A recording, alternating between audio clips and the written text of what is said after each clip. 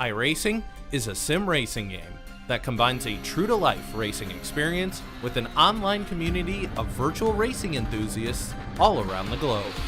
iRacing offers a multitude of officially licensed cars and tracks, laser scanned with millimeter accuracy.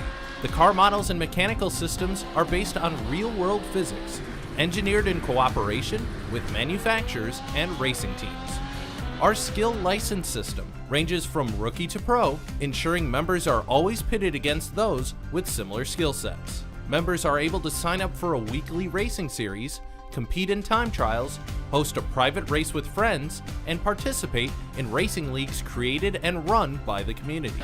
With over 200,000 members, iRacing works in partnership with renowned motorsports organizations like NASCAR to deliver virtual races based on the real-life NASCAR Cup Series, as well as many other series on the NASCAR ladder. iRacing also features team racing, providing a variety of options for members to create and manage their own teams, race with friends or real-world teammates in full-length endurance events like the 24 Hours of Daytona, Spa 24, or the Bathurst 12-Hour. Participate in solo races, championship seasons, and hosted and league events with AI Racing. With a rapidly expanding catalog of 70-plus cars and 85-plus tracks from real-world racing series, test your abilities with challenging computer-based competition. Additional partners include IMSA, the World of Outlaws, and Supercars, allowing members to participate in their very own Bathurst 1000, Chili Bowl, Sebring 12-Hour, and many more iconic events. This is iRacing, delivering the most authentic racing experience short of getting into a real race car. Sign up today at iRacing.com.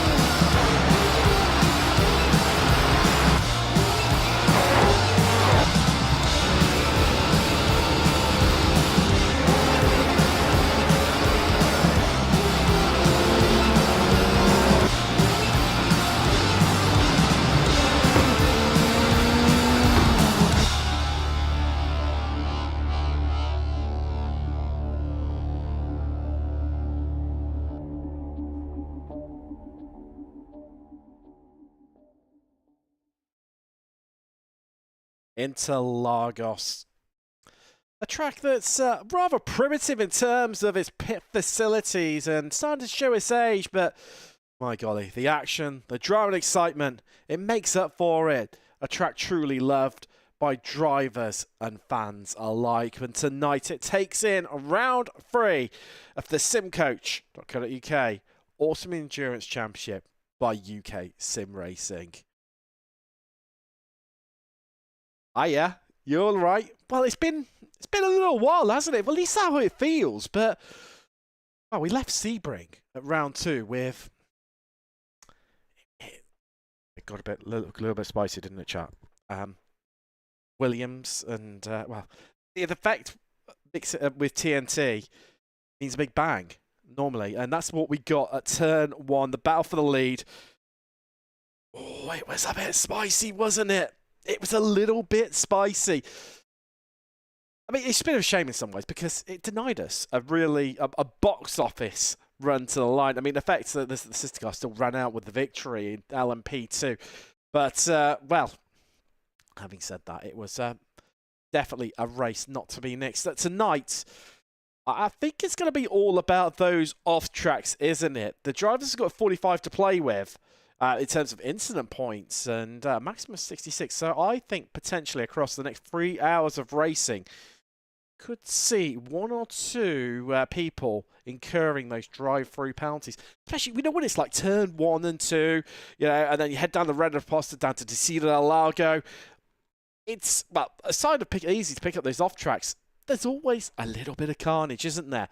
And I think it could be a tricky one this evening and could crop up one or two drivers. But let's take a bit of look into this evening, of course.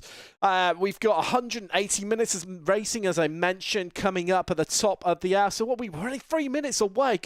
Qualifying 10 minutes for lone laps in which the teams to complete that.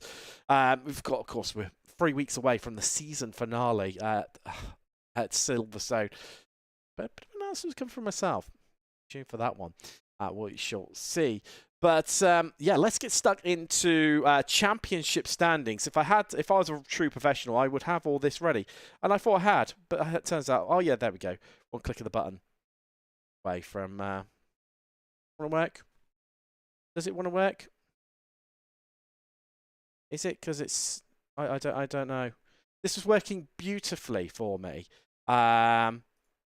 Oh, there we go. If I click on points before, if I click on the right button, chat, it turns out things work. LMP2 heading into round 3. Effect at the top, 80 points. The 906 sister car tied for second with TNT. That could have obviously been a little bit of a flip around. And what happened in the previous round. Raccoon, they're up into 4th, getting a little bit cut adrift now, 10 points behind that second place position. Aspire, they're not far behind, only 2 points. So that battle for 4th really starting to hot up the wrong stuff in there. Sim Coach Red, I think they're getting a bit cut adrift from that now, realistically. Certainly hopes of breaking into that top 3 with talking Codswell up, Tiki and Coyote rounding out that one. Let's head down into GT3 now, where, yeah, things a little bit similar there. Effect at the top, but not by a slender margin. Again, the gap only 2 points after these opening 2 rounds to over the limit. As close as you like there. Then it's a bit of a difference for third place. We've got a 10-point differential there for the wrong stuff. JD Sim Racing, they're not far behind, and neither Raccoon tied for 4th on 62. Then you've got that another gap like we saw in LMP2 with Cube Controls, Repasso Corsa, Old Dudes in Cars on 52. 50 points for Sim Coach Blue. Prestanda Nomad rounding out the top 10 there. And I've done something a little bit special for you here. To GT3 manufacturers standings, and it's close, and this is quite interesting, really. You know, it's all been about McLaren. It's the new car, it's the new toy, but it's amazing how close Porsche are behind in that one. Only 14 points, and there's still a lot to play for. Now, those two have been the main manufacturers, and then it's the battle between the 2 American manufacturers. Corvette leading Mustang by only 6 points, and again, could well change this evening. Of course, JD Sim Racing taking on the Corvette, and we've got what are they called? The wrong stuff in the Mustang this evening. Let's take a little look at the weather. I can tell you, qualifying not far away from kicking off now, as my voice is about to go.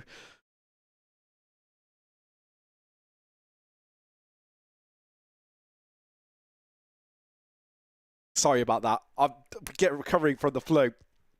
Oh, God. Right, I can tell you, it's not like real life. Not even a droplet. Not a smattering. Gonna have a dry race. We're gonna have a dry race, lady. As well. That voice about to go again.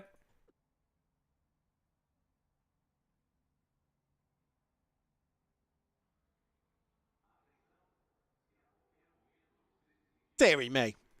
Wow. Wow, come along. Should we get stuck into qualifying? Aside me getting over the flu and all that jazz and palaver and shenanigans, driver's starting to head out of the track. We mentioned about Porsche being one of them in GT3. Sim Coach Blue there, heading out.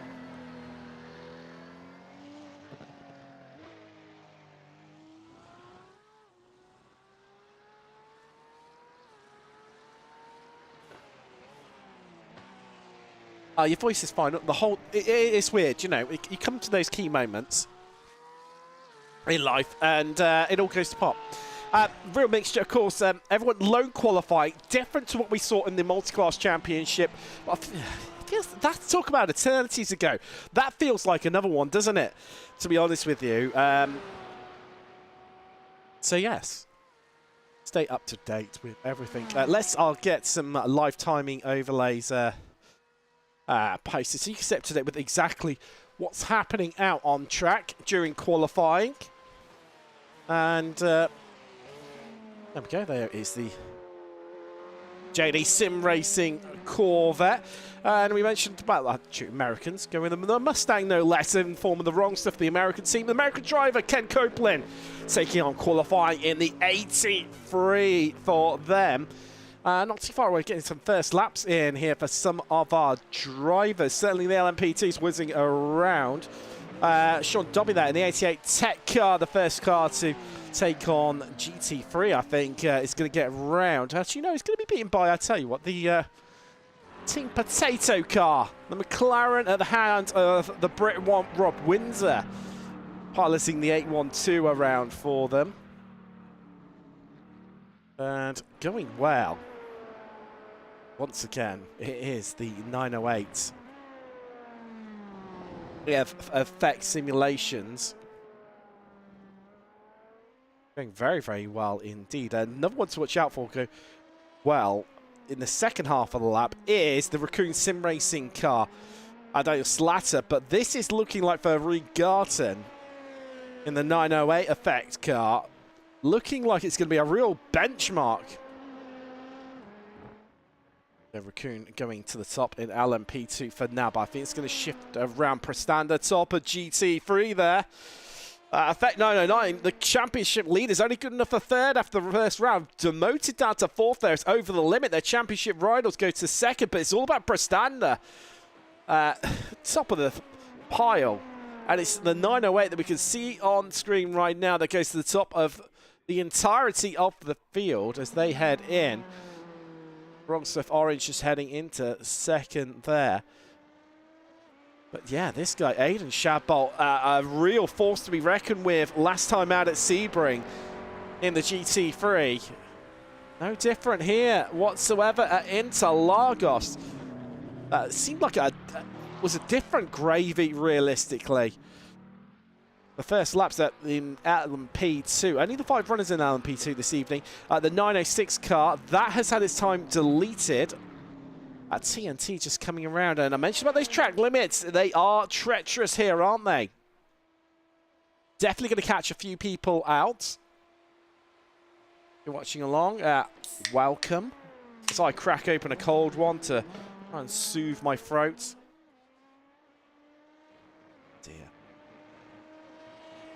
As the gap dropped for Raccoon, cutting some of that off. TNT remaining second at the moment.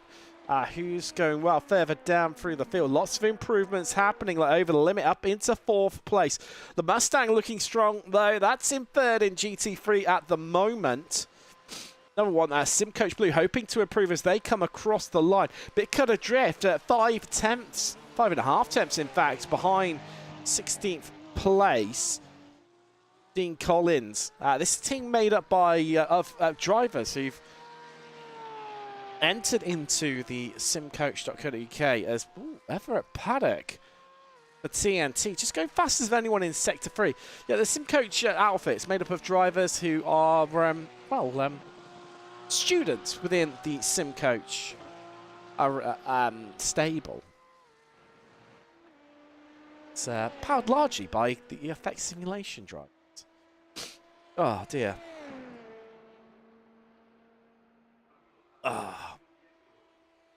what's going to be a real mixed bag here. So a personal best in Sector 1, no improvement in Sector 2, Sector 3 a personal best. It is a slightly slower time with no improvement in these final two sectors for TNT. As the 906 car in LMP2 just goes fastest than anyone in Sector 2. Sector 3, that's the personal best. We've only got 2 left to go here for them. Now, they are really off the pace. Off the sister car, they're 1.37 seconds, 0.77 seconds off TNT in second. And in a place on that front row, remember they had their first lap time deleted, going for it here with the second lap.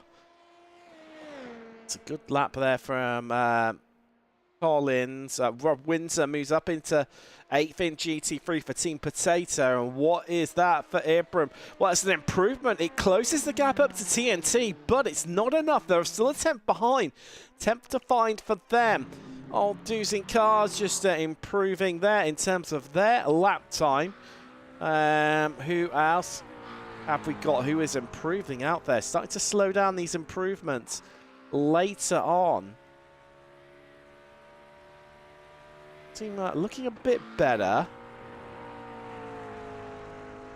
is the JD Sim Racing McLaren. Michael Sembera.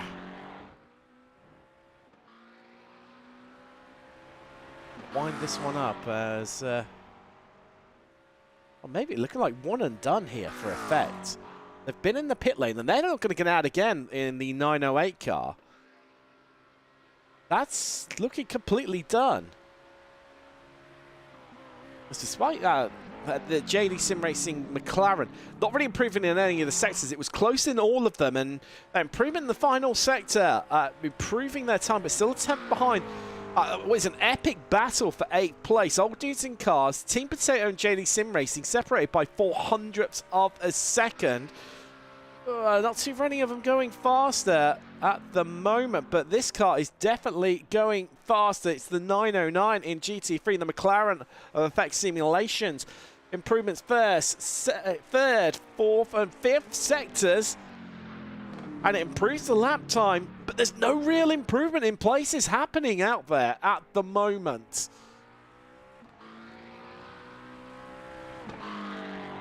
No real major improvements. As, it's looking like Prestanda Nomad, the 57 and the 56, are really controlling the front end of GT3 at the moment in that McLaren.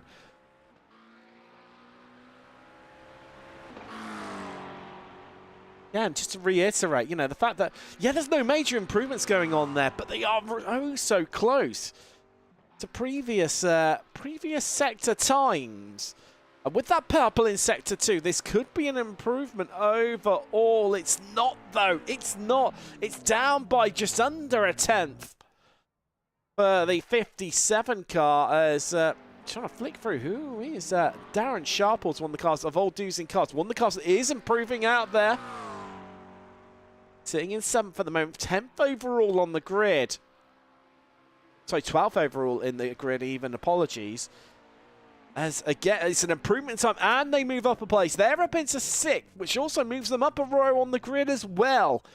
Great last-minute effort as Pontos. Again, another mixed bag of a lap here from him. And there you go. And with all those cars in front being oh so close, they slingshot themselves from 12th to 8th on the grid. Great lap from the Scot there. And that is just done. Checker flag out in qualifying. Well. Well. Head into a 5-minute warm-up now. And, chat, let's talk about Sebring. Yeah. It was... I mean, what a finish. Strategy played a large part of it. I get the feeling it's going to be the same today. Now, when we visited here in GT3 Championship, oh, God, a couple of seasons ago, that's an easy way to describe it. It was very, very interesting. Discord owner, Mercedesford, ran in the Ferrari and ran with a very low amount of wing. And it was the perennial meme of no one could catch him down the straights. Retained a place. He was, everyone was queued up in the slipstream behind him, but nobody could catch him. And it was, they weren't even gaining on time in the slipstream. They were just literally just maintaining it. It was slow in the corners, but then, and everyone was then queuing up, trying to get past. But unless you got the move done, that was it. But then he could fight back on the straights. Are we going to see people with employ similar tactics this evening? I don't know.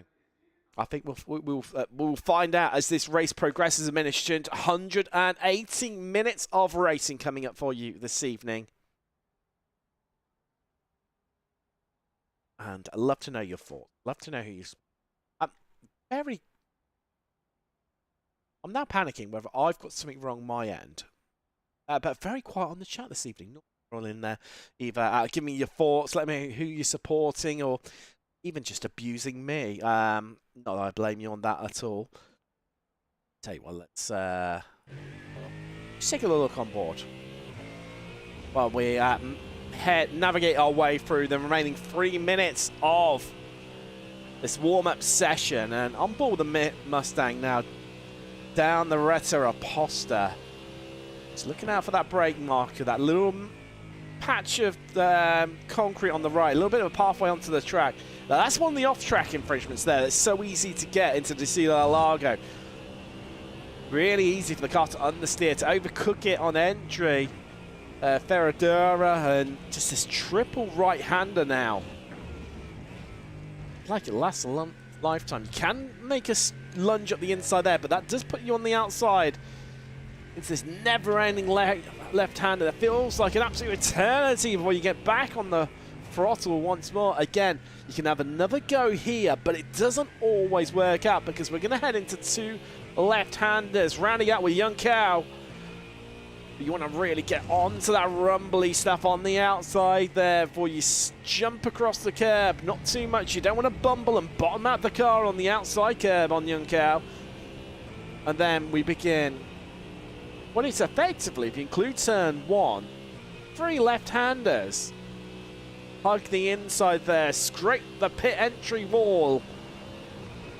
And that could pose a bit of a... It has done before. I'm sure it will again as well. Caused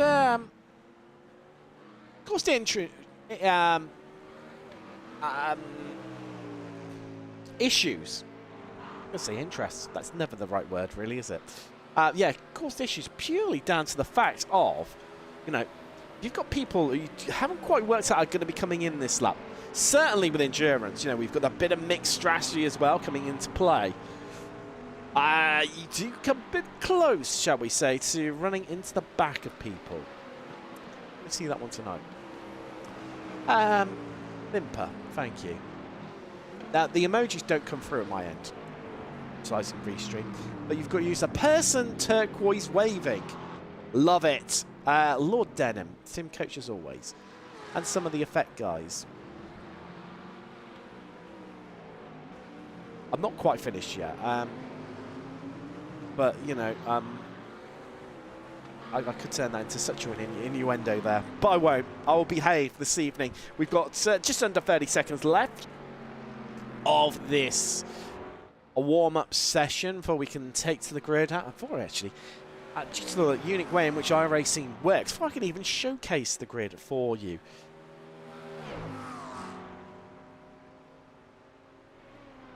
But it's looking like... it's looking strong for effect at the front of LMP2. Restanda Nomad looking strong for the top of GT3. I mean, take your pick between the pair of them. TNT going to be right there with effect at the front of LMP2, though. Check flag out. There we go. We're going to transition through the sessions. Take you through your grid very, very shortly. There it is. There it is. Effect on par with TNT on the front row with them. 2 effect cars lining up one behind each other. It's 3rd place for the sister car, the 906. That starts next to Raccoon Sim Racing on row 2. And the final row in LMP2, it's the Wrong Stuff Orange. Just the 5 runners and riders in LMP2 this evening. GT3 is that Presenda Nomad lockout of the front row that I was alluding to earlier on. It's the Wrong Stuff in the Mustang and the Porsche of Over the Limit Racing on row 2. Row 3 is Effect Simulations and Old Dudes in Cars, another all McLaren row. Then we've got Raccoon Sim Racing on the 4th row of the grid in GT3. Next to JD Sim Racing, the lone Corvette in the field. Next up, it's another all McLaren row. It's getting a little bit common, this one. Old Dudes in Cars, blue. with JD Sim Racing. Team Potato, Edward Berry taking that one on. I saw Rob Windsor take on qualifying for him, so driver change there. Sean Dobby even remains in the car. Dean Collins rounding out the grid. 2 Porsches at the rear. Bookending the field, the Porsches. Third place, or second row of the grid, certainly. For Porsche, and then occupying the last 2 places on the grid.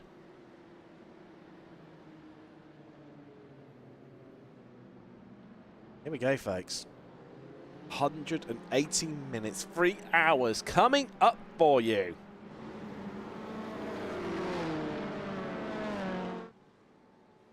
And who is going to take it? Is it going to be another explosive race between Effect and TNT? Is it going to be another walkaway for Sander Nomad? Certainly the 57 in the hands of Aidan Shadbolt.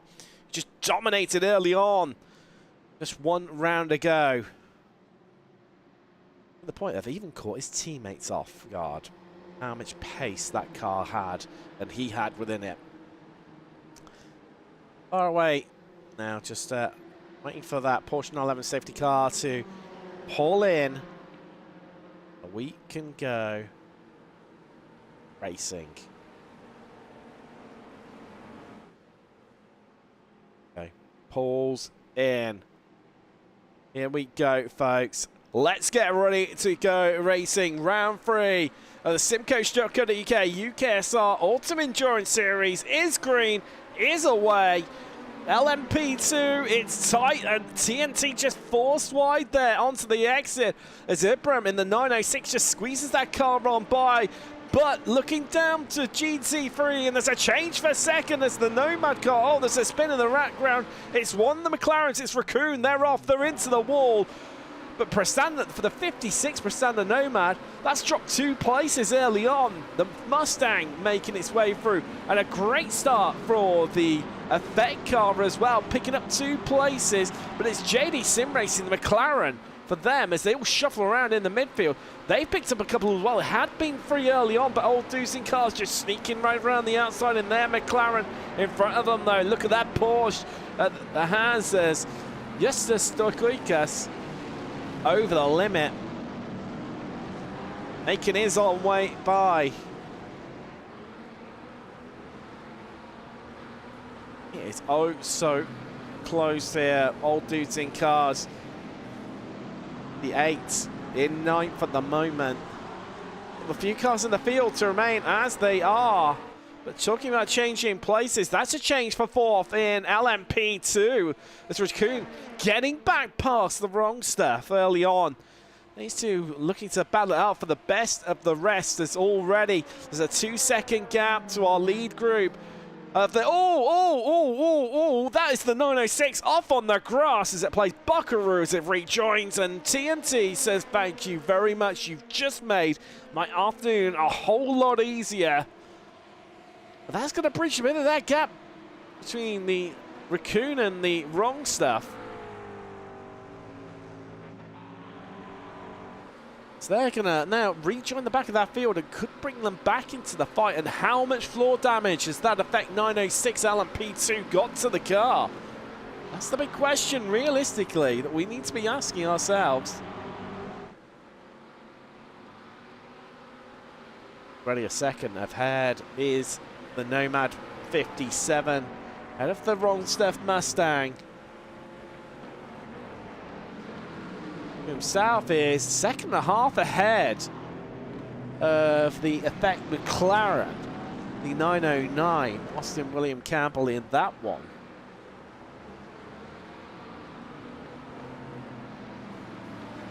I'll take a little look back to the.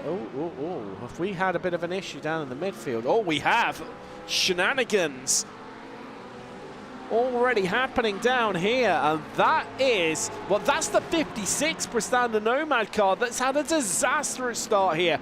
Started second in GT3, now down to 11th.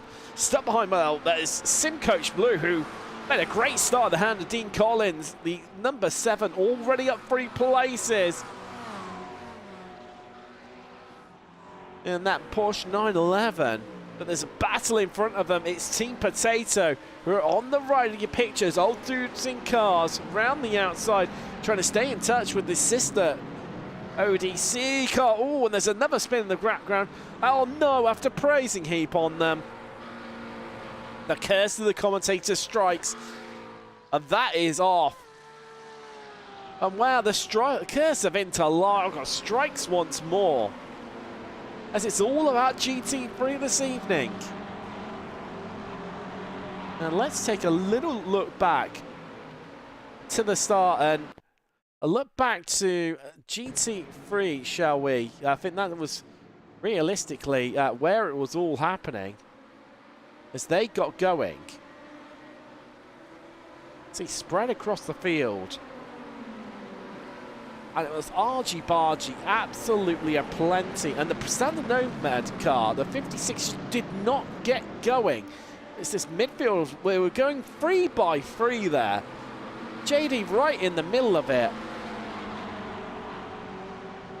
Well, I think the incident had already pretty much happened. Yeah, already on the outside there. Let's have a little look at what unfolded for the Raccoon car, which... Consider this has brought itself right back in the fact. Already ahead of the 88 Tech. Oh, there you go, straight into the wall. Not good for them. And an LMP2 saw the effect car run wide into turn one there, just tripped up over the sister car in front of them. Meanwhile, more drama for the 56 as this came off. Now this looks like it could be, well, went for the move there. Up the inside of the Effect 909, made contact, went around the old dudes in cars 4 car. Well, that really not impressed by the 56, roadblocking them through no fault of their own and then losing places from it. And let's look on board, and I think, yeah, it was Darren Sharples who got held up in that one. We're going to come around the corner, and there's not going to be anywhere to go. Rather the anchor. Last place to the old dudes in cars. Cars, do you say? Of course, they're moving off track. Then, later on, Porsche doing Porsche things, all the way at the rear, going around the simcoach.co.uk blue car. They're making a great start from the back of the field, and, well, that's all for now. For now. And we've only done 5 laps. We're only 6 minutes into this. I told you it'd be drama-filled. Always is.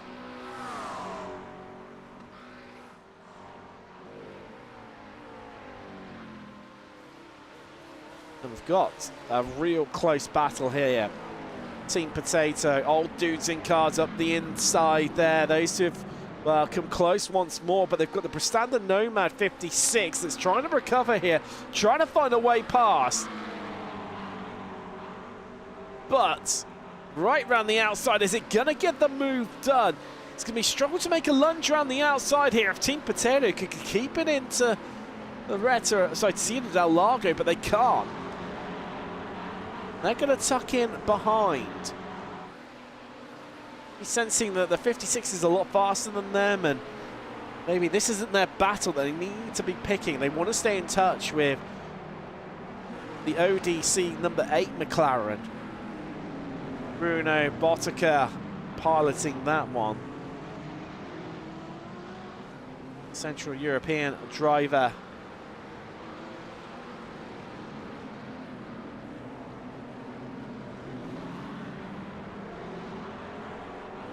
Making their way on down, making their way by.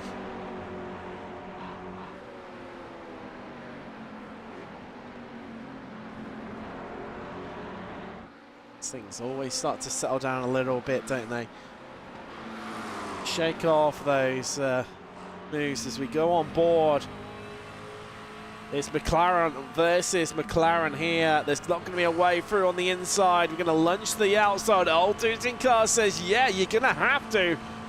Bruno Botica not making it easy here as we move right around the outside. We're going to get the move done. Yes, we are. So that was Darren Sharple's apologies. Getting my old dudes mixed up there. Sharple's got in his locker here. We're going to see a lunge up the inside. But being McLaren on McLaren, this is, you know, beauty and the beast with GTs in some ways. Yes, you've got setup differences, but certain cars are stronger in certain parts of the circuits. Some are better with, you know, more high-speed corners, some are better with low speed. Some have got great straight line speed. Some haven't. When you're in the same manufacturer, a lot of it does come down that driver performance here.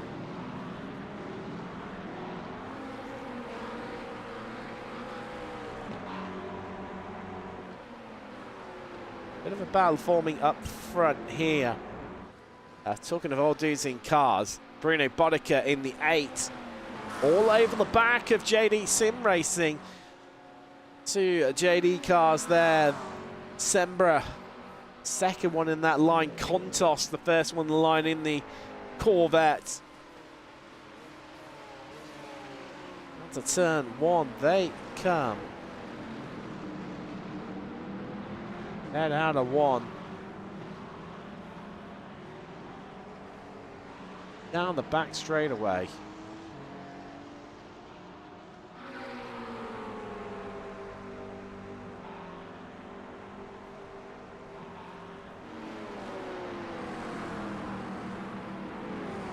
All in hot pursuit here.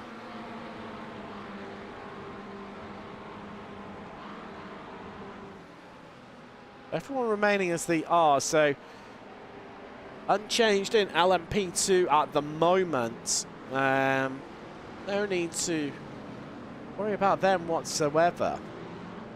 Say that, just a bit of a close up there. As Ibram in the 906 effect car, starting to close up onto the back of Everett Paddock in for TNT. Alan Regarton in the sister effect car, the 908. That's starting to pull away now. That has 2.5 seconds to the advantage over these two.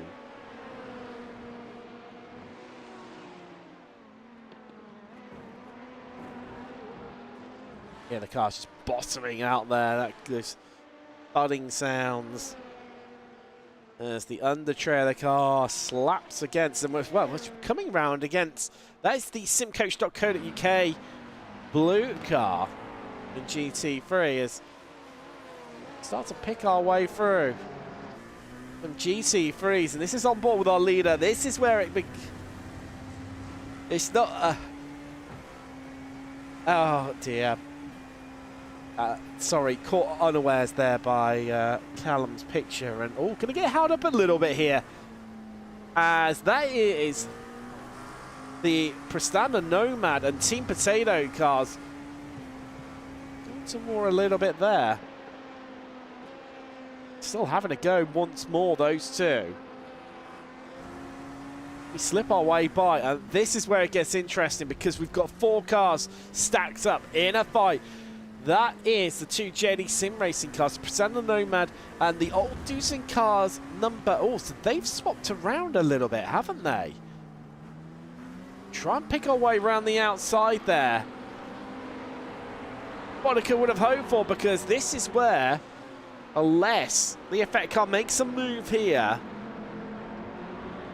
it's like not going to hold him up too much, and he'll break up that battle a little bit. Nomad head down to the inside to try and pick up some of that slipstream from the prototype. They won't get any there, though.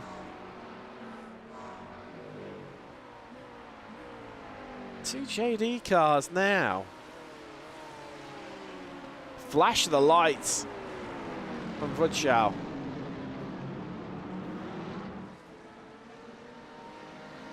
Oh, that's a change. That's a change. That's happened in the traffic, as the 906 has made it way past TNT Racing.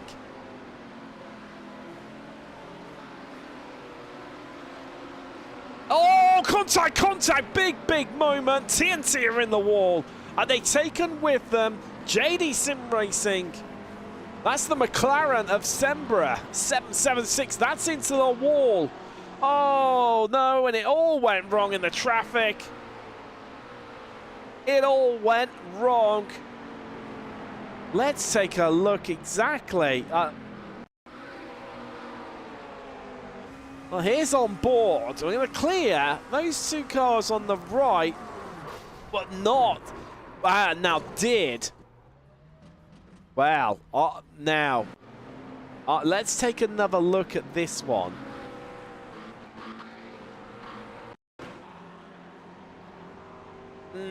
Did that move?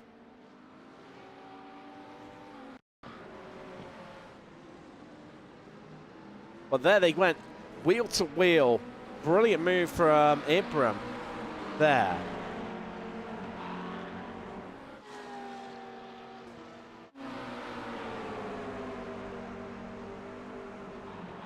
Behind we need to look at. And, oh, it moved out, it jinxed! And TNT completely and utterly.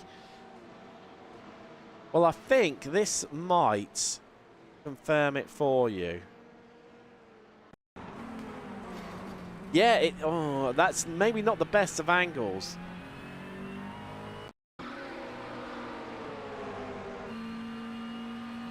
Just unsighted. Don't think he realised he was there. Oh. And it's come off completely and utterly unscathed.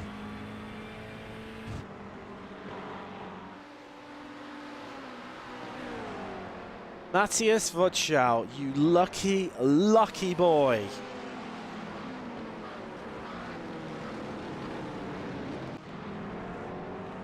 Wow. Wow. Well, that changes things quite a bit, doesn't it? That's what happened. Bruno Bottica having a bit of an issue. Now, did he get... Oh. Well, it was stuttering a bit, and then all of a sudden, he's off. Hardware issues, maybe? It's blinking like mad.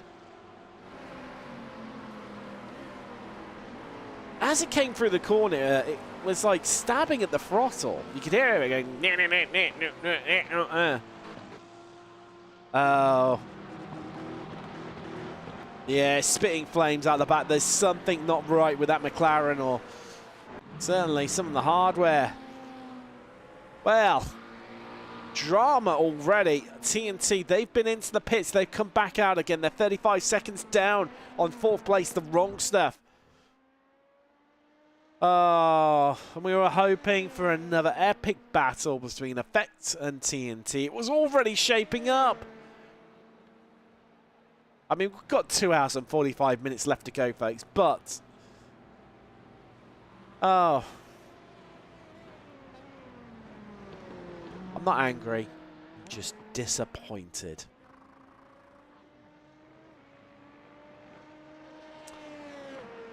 Meanwhile, all that going on, Sector 4 setting the fastest of anyone.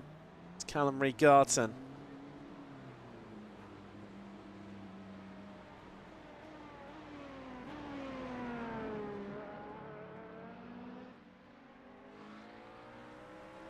As outcomes that Bottica, if yeah, Daniel Pay's got into the car. They've managed to limp that thing back around, come back out again. Also, the JD Sim Racing McLaren that ended up in the wall. Oh, the hands of, well, guess what? The car that's in front of it. Well, not like the directly, but the repercussions of the action. Car behind, well, car in front in GT3. Maybe this is our spicy moment, folks.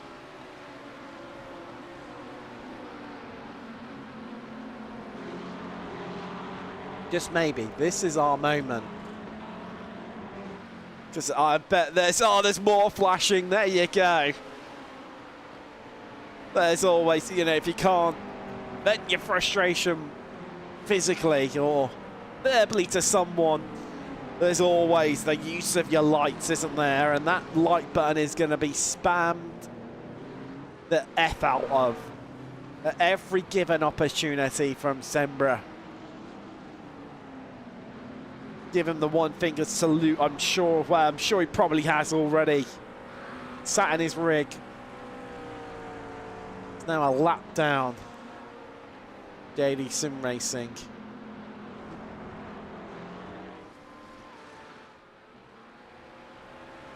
Ooh.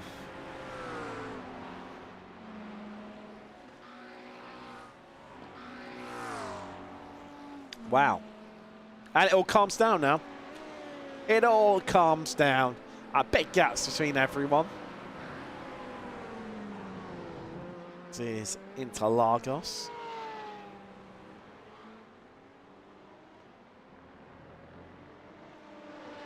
Our leader right now, the Effects Simulations car. 908. Leading by a healthy 5.6 seconds over the sister 906.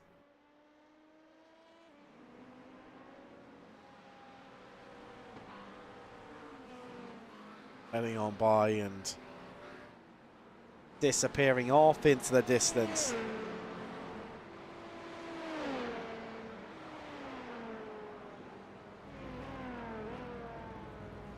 Well, looking like it's going to be a long afternoon for them, maybe sat out in front. They've got control of this one. They've got absolute control of it.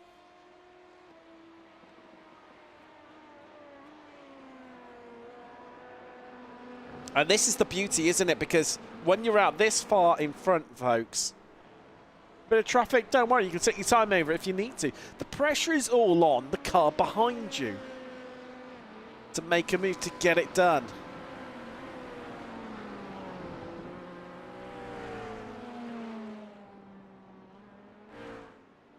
Some lovely straight talk as always from John Williams, effective simulation there. Shit happens. Guy needs to get his head down and crack on instead of flashing. What does that do? Nothing. No, you're spot on. It does absolutely less than F4, but sometimes it just makes you feel a bit better, doesn't it? No. It's like a tactical nervous poo, isn't it? You know, it just it doesn't really do anything. It doesn't make it any better, but just, you know, sometimes just helps you to, you know, let something out and, you know, just gives you that slight edge. As 908 goes fastest than anyone there, 124.278. Half a second faster than the sister car, the 906.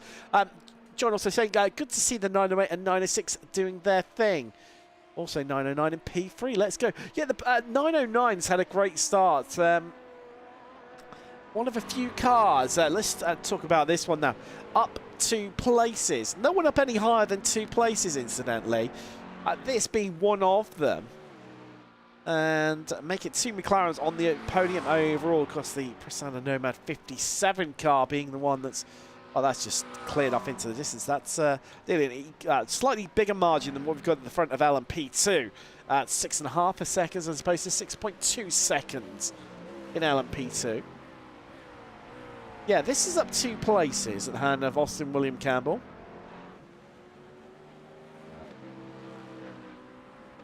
Also up 2 places, we've got the JD Sim Racing Corvette. Well, that's coming round in front of, well, a car that was behind it and still is technically, but now about to go a lap down.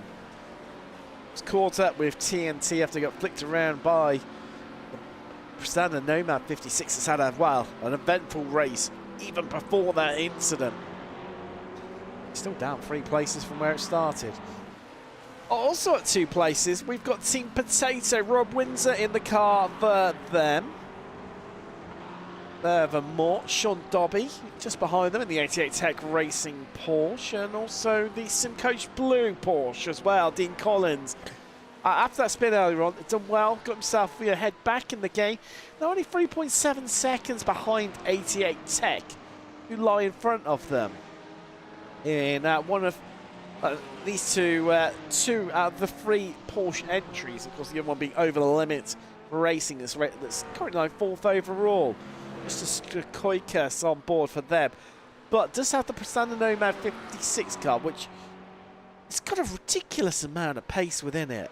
Seems though it's spun around, so that's had contact with the effect simulations, McLaren.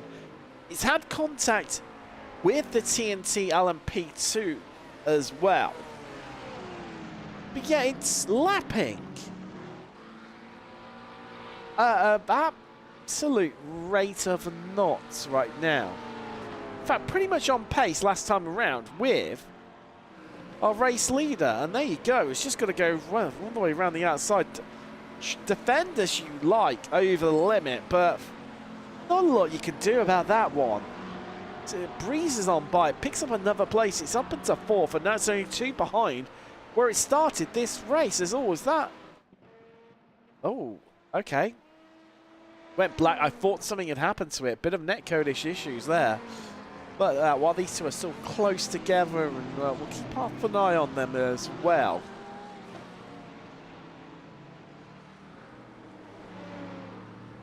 It's really looking good in this sort of infield section. The quite technical part is the Porsche, and well, realistically, that is its forte, isn't it? When all said and done, should be good through there. That McLaren is for Prasanda Nomad. It's just looking like different gravy right now. Mr. Koikas. But over the limit, it's really pushing hard. You can see dancing on the curbs. To home of the Samba. Sambering its way through and trying to stay in touch, but it just doesn't seem to matter what it throws at this racetrack. It's nothing to match what Matthias Woodshow at Prasanda Nomad 56 is currently pulling out right now. Last time around 134. And 135.14 over the limit. Yeah, okay, got compromised a couple of corners, you could say, due to the overtake that happened. In front of them, so I don't know, the 56 was faster by 3 tenths than Effect and the Wrong Stuff. Well, Wrong Stuff nearly 4 tenths in fact.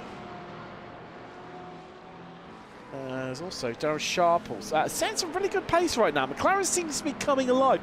134.23 for him. Again, running faster pace at the moment than 2nd and 4th. And 4 tenths faster than the car is, well, I say just in front of it, does have the sister JD car sandwiched between them right now. Well, technically, that does make it the... I mean, it's a... I don't know. The whole sandwich argument, and which way round is it? Is it like a sandwich in real life? Is it sandwiched between 2 things? I don't know. Your guess is as good as mine. Maybe looking to use the LMP2 as a bit of a pick here. Is Sharples. Been around this community for quite a while now as Darren Sharples. Not quite founding father member-esque, but he's racked up a bit of time here and participates in a lot of leagues. Definitely more of a GT guy, certainly what I've seen of him. And someone who's really improved, and take the fight to someone like Kontos of JD, who I've seen many a time over the years. And it's, you know, that's someone who, yeah, it's got a lot of pedigree, Mr. Scott.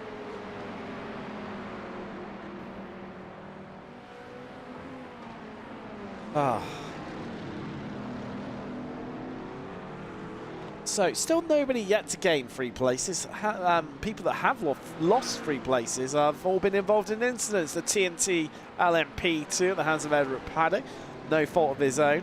The other ones being also finally the dudes in cars. McLaren gonna make his way past the JD Sim Racing McLaren, although he can't, and the flash of the lights from him, that made me think a bit of John Williams motivational talk right now. That flashing is not going to do you anything. Just get your head down and get it done.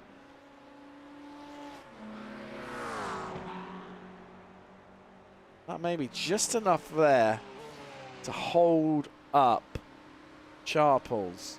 It's preventing him from advancing onto the back of Contos, although does that take nearly a 10th out of Contos into turn 1. As we approach the half-hour mark. So it's been an eventful first half hour, hasn't it?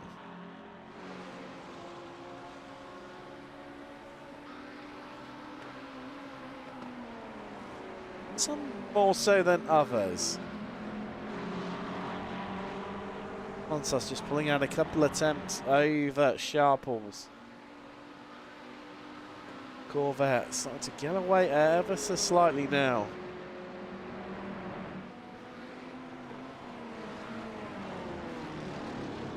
Ever so slightly.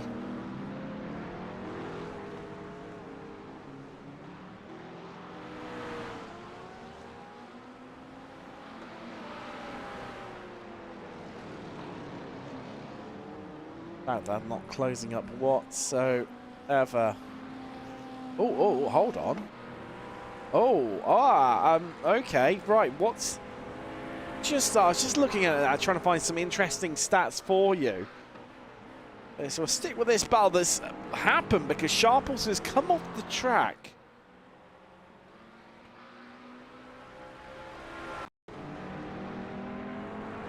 Go.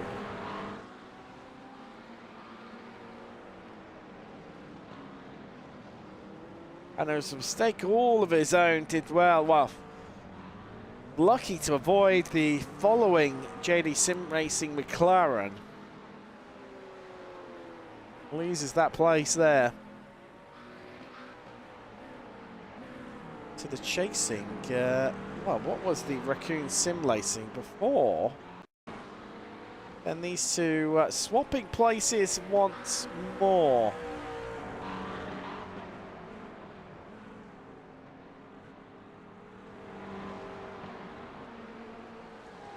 Take a little look at Sharples reclaiming the place. Here we go, and it happened down in turns 1 and 2. Lovely little move from him, getting the job done. Getting on by. Did he? Well, it took him a little while to get that move done, though.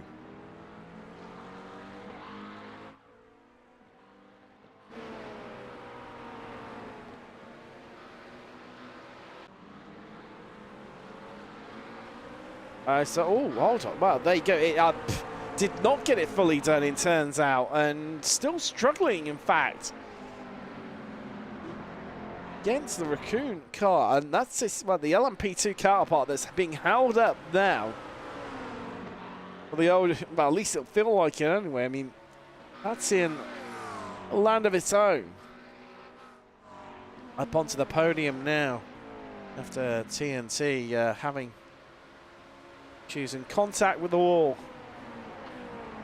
And about 20 minutes ago, 15-20 minutes ago now.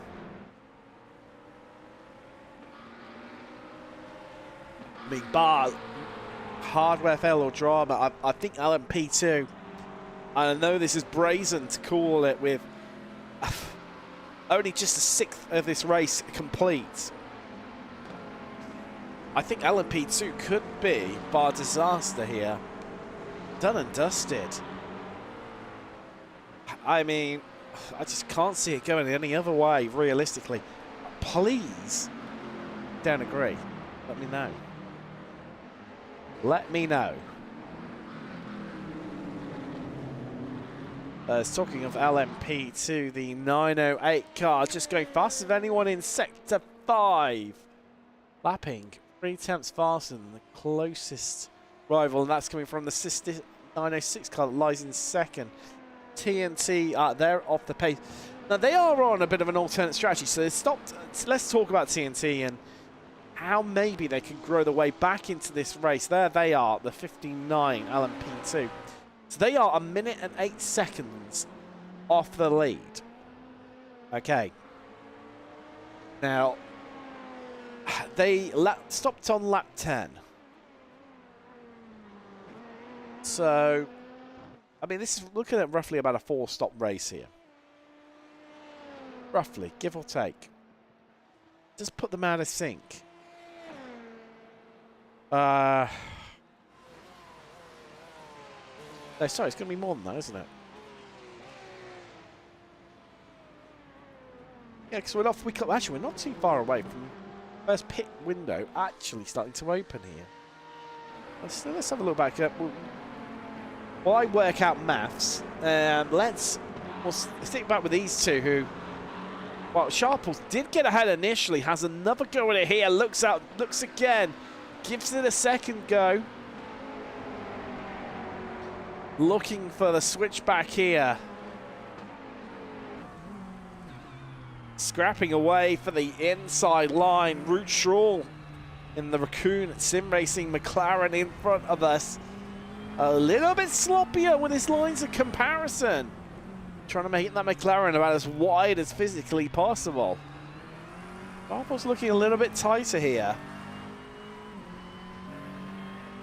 Certainly feels like he's reserved on the throttle in comparison. It feels like he's got more to give. He carries more speed through the corners, having to check up on corner exit here.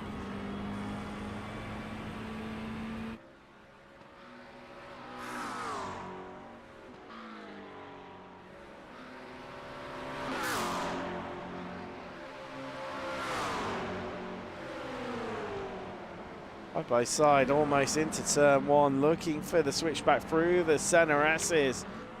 Can't quite find it yet there.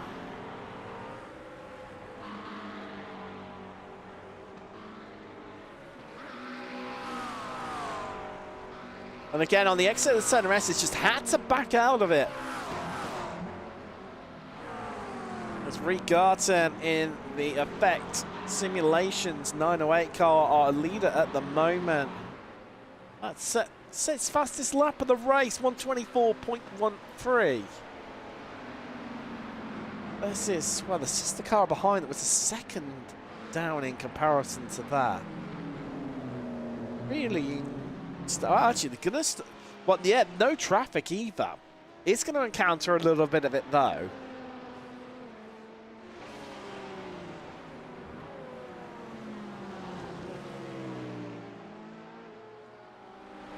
So let's get that is the, well, that's the Sim Coach Blue car, Dean Collins, the 7, Porsche 911.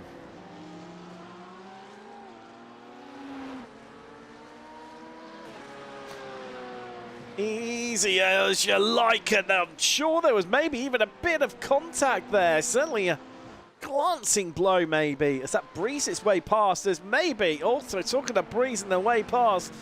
This might be about to finally happen. They touch wing mirrors down the start-finish straight into the center S's.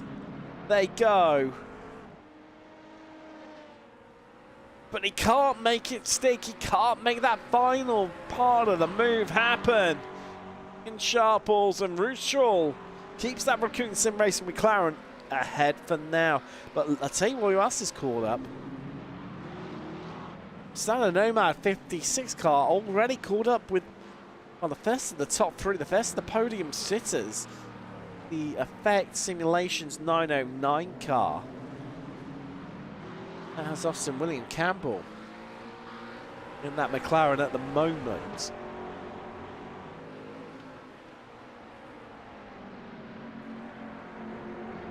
And well,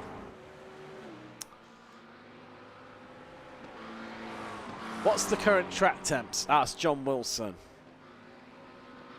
Well, good news for you, John. I can showcase that information for you. There you go, sir. 46 degrees Celsius. The ambient at 24. A little bit of wind there. A little bit of wind at 15 kilometers an hour. So that's 10 miles an hour. Yeah, that's, I tell you what. But Prestana Nomad car, the Haas and Matthias Woodshow looking very quick and looking up the inside there into Desira del Lago. Into Ferradura. Well, he won't make a pass here. Won't even attempt it here with the Scandinavian.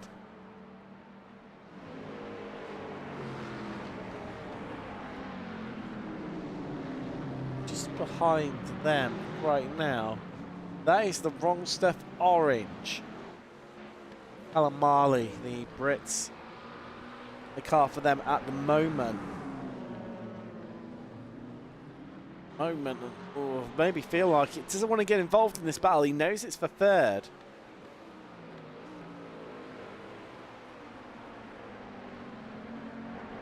Knows what's on the table here. Do like a move over. As Campbell ducks back into the slipstream as soon as he can. The pace that Woodshaw's been setting, I was going to say, I mean, makes you wonder if he's burnt through his tyres, but of course that doesn't really make any difference now whatsoever. Now GT3s, there's no time loss between changing your tyres and refueling. But at the same time, so element of strategy has completely and utterly gone now. On this, do I do 2 stints out of a set of tyres? Do we go for broke and just burn through them an outright pace?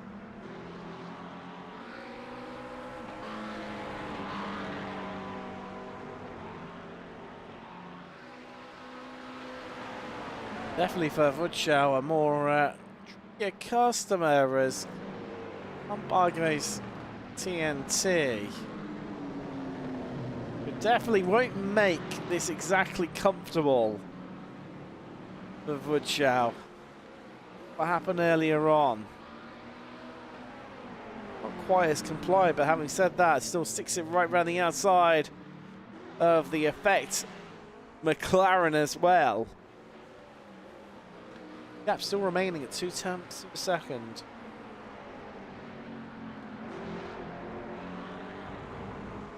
Still remaining there.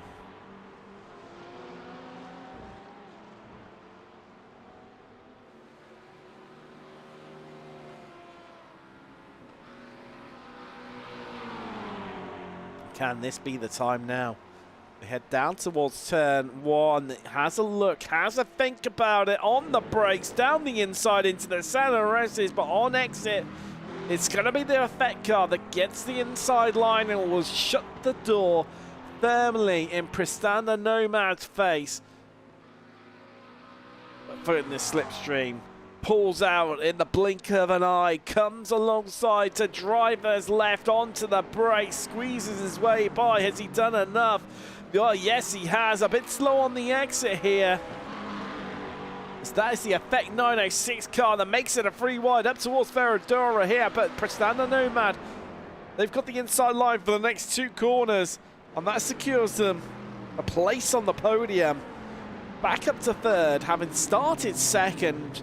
The awful start saw them drop well down through the field, pretty much to the back. They fought their way back despite being in the wars time and time again. But will the Effect car be able to stay with him? Will he be dragged along?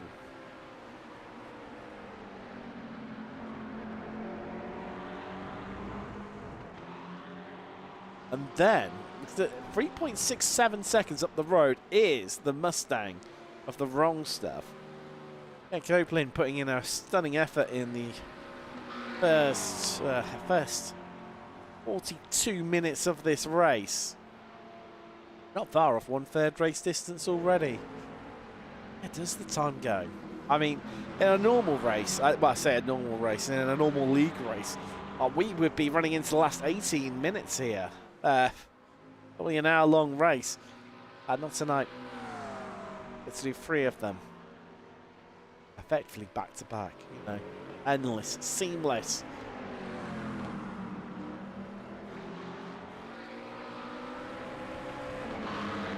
So there it goes. Yeah, that is the 906 car. So it was, in fact, our leader that Push their way past first. No assistant from sister LMP2s as, ooh, it's getting close. I tell you what, Sharples is back ahead for old dudes in cars against Raccoon, but Team Potato are closing in, and surely not round the outside. No, that would have been absolute pure filth there from Ruchul. Raccoon Sim Racing, and talking of Raccoon, into the pits comes the LMP2. That's in. There comes the wrong stuff as well as TNT himself back up into third place.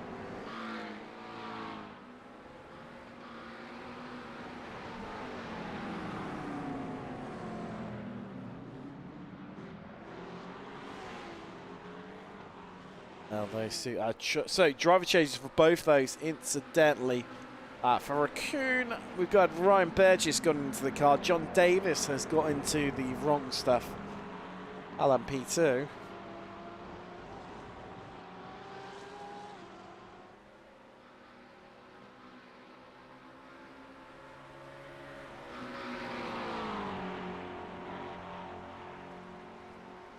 Well, these two, it's ebbed and flowed massively between them.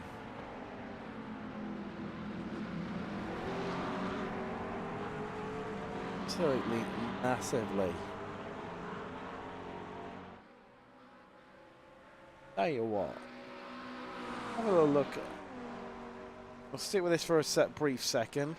Just having a bit of a look. Raccoon. No, they'll sit behind for now. That is the wrong stuff LMP2. Just came out behind them. That's a bit of a look. Uncertain what to do in this situation. The trouble is now the corner's cutting at you thick and fast. No new fastest lap for the effect simulation. 9:08 and 1:24.13 for them.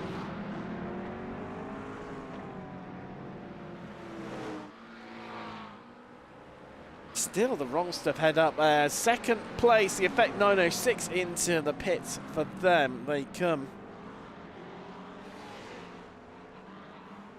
Not looking like a driver change there. Ibram going to remain in the car for them.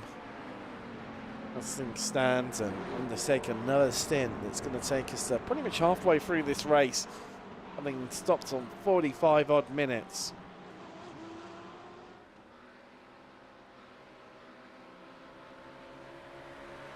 Now, interestingly, by my calculations, I reckon if you can do at least in LMP2, could have stretched it to 46 minutes per stint, would save yourself a stop.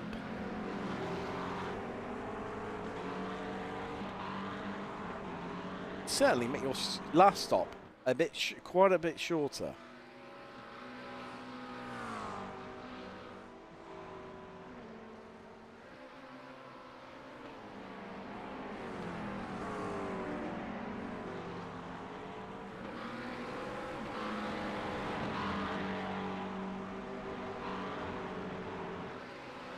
Potato just dropping a little bit further back now. It's all into the pits. Comes your leader. That camera angle not showcasing that whatsoever. There it is. Up onto the jacks. Change of tyres for them. And, well, gonna mean come back out into the lead. Even with a bit of traffic on exit. Have to worry out of, yeah, well, actually just coming into Young Cow is the sister effect simulations 906 car that's running at the moment down in second, but still not moving, only just moving. Regarden, what's right there, but pit box right down the end of the pit, so short pit exit for them, but they're going to come out. I'm not far off what they were, which was about 11-12 seconds. Front of the sister car that you can see on the screen right now, the 906. TNT, they are 18 seconds back. Of course, they stopped on lap 10, currently on lap 30. score at the moment. So, let me break my abacus out here. I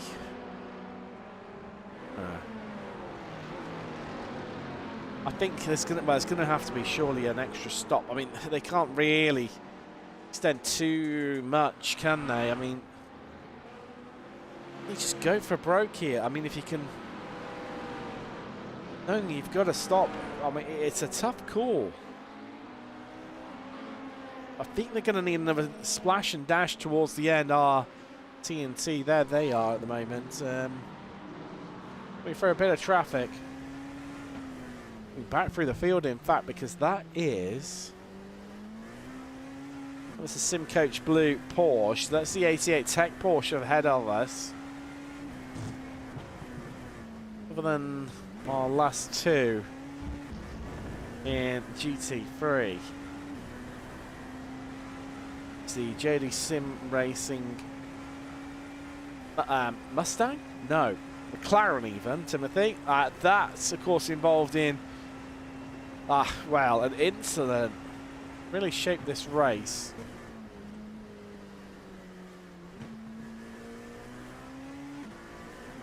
And once more, well, that stopped on lap 9, running well off the pace, having stopped for stationary for 2 minutes 25. Outdoing cars, they've had a driver change as well. Their stop was in shoes, I think, hardware-wise, for the previous driver, so Daniel Pay, into the car now for them. I think this is going to be a race about what could have been for quite a few of our drivers.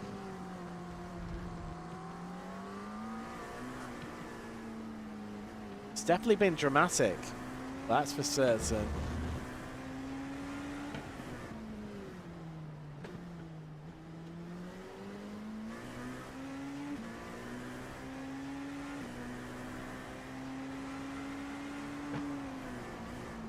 You can really see pace differential, can't you, between the two cars here, the LMP2s and the GT3s.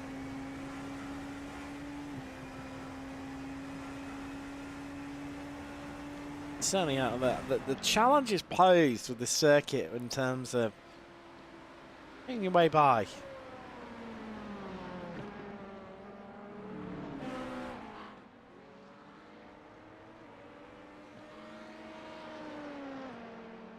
And I'm losing quite a bit of time there. I can't work out why. It's coming round to lap, the wrong stuff. The 26 car, LMP2. Thought they were going to, a bit of a lock up there from Davis in the wrong stuff, LMP2. I thought they were going to go either side there of the Sim Coach Blue Porsche, but electing not to.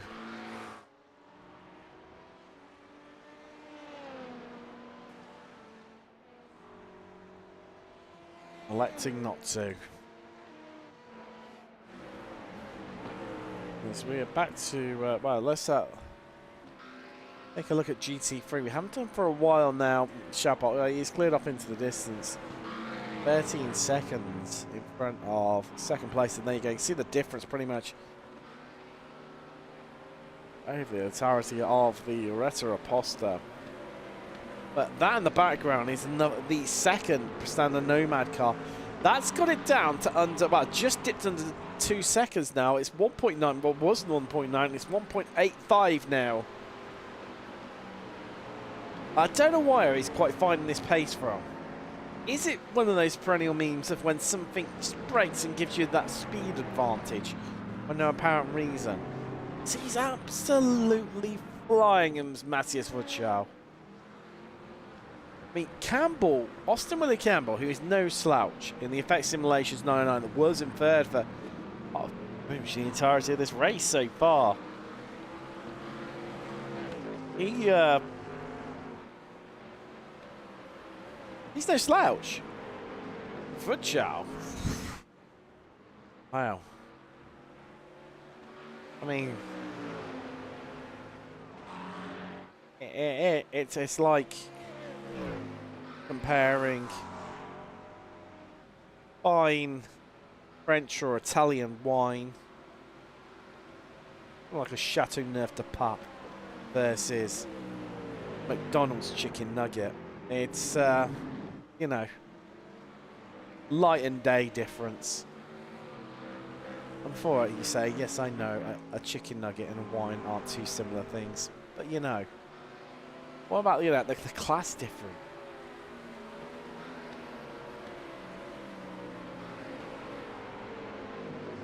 It's just absolutely astounding. Other than that, not a lot else to report in GT3 at the moment, as sort of winding down to the clock to the top of the hour. Perhaps starting to slow down the race, in which it's decreasing. Copeland, well, say that, 0.6 seconds ahead. Chow just eating this gap up for breakfast. Clearly must have had his Weetabix this morning. Starting to sound a little bit Alan Partridge right now. Those who know will know. So it's down to 1.3 seconds. So in the space of 2 laps, he's taken out 7/10 out of Ken Copeland.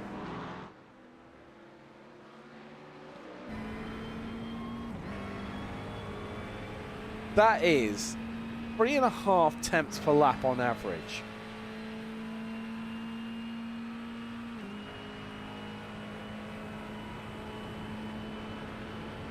I mean, what'd you say? We're going to take a really wide entry there into turn 1.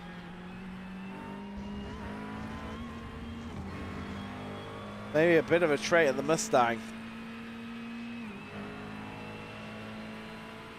Either way, I mean, it got him off to a head start, didn't it? We think back to this. Excuse me, having a bit of a stretch there. Think back to the start. I mean, got the jump. Vucao was completely and utterly caught napping.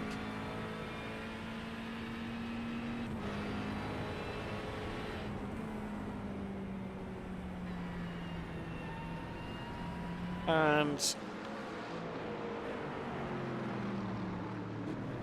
wow, I mean, nothing. I mean, lost a couple of places. Eddie may say, "Oh, it's his own fault for doing so." Put into a position which he should be in, and then contact with the effect simulation 909 McLaren. But I mean, there we go. I mean, again, it's about to dip under a second now, and if it wasn't for the TNT LMP2 coming on by there, that adds another couple of attempts on. In some ways, I wouldn't have been surprised to have watched the TNT LMP2 there try and bump draft the Mustang to give it an advantage. Name of Vucao.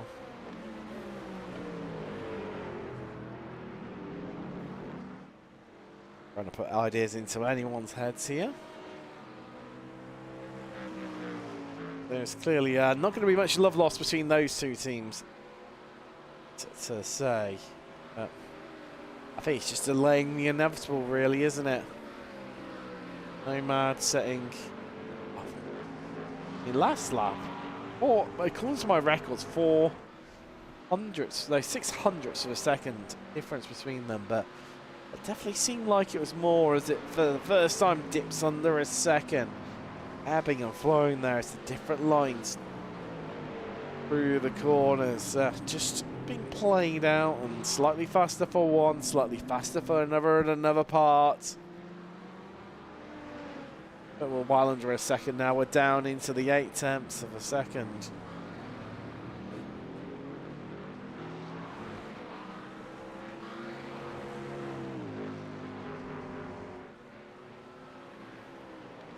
And as I said earlier, when they passed it round about this time last lap, when TNT came past in the LMP2, felt like it was just laying the inevitable, and here we are We're going to surely, by turn one, dip into the 0.7 of a second. We're starting to get in slipstream range now. We're engaging our lock-on target system, and there you go. 0.7.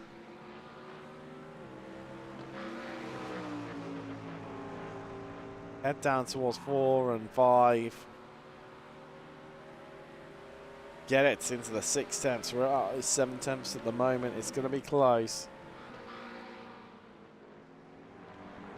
Head out of the exit now, up towards Ferradura.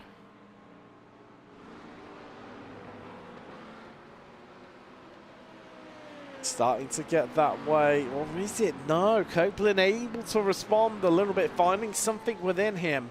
I mean, that Prestanda Nomad car has pushed. There's been clearly zero fuel saving going on in that car. Let's get it back up into this position.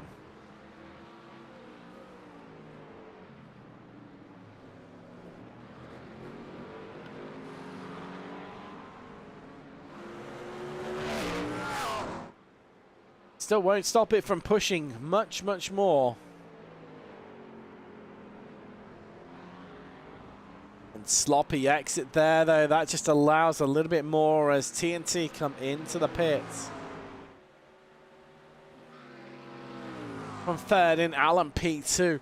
Not quite enough of the window for them to get themselves back out into third. But I think certainly going to get themselves into fourth. As here we go. It's game on for the battle for second in GT3. And could this be the return to where they started this race? Prestanda Nomad 56 as we hit 1 hour. 1/3 race distance complete. They move to driver's left. They move to the inside. But Copeland, well, he fights back. He knows if he can pin his car around the outside, he's going to have two left-handers coming up. They make a bit of contact there up towards Ferradura.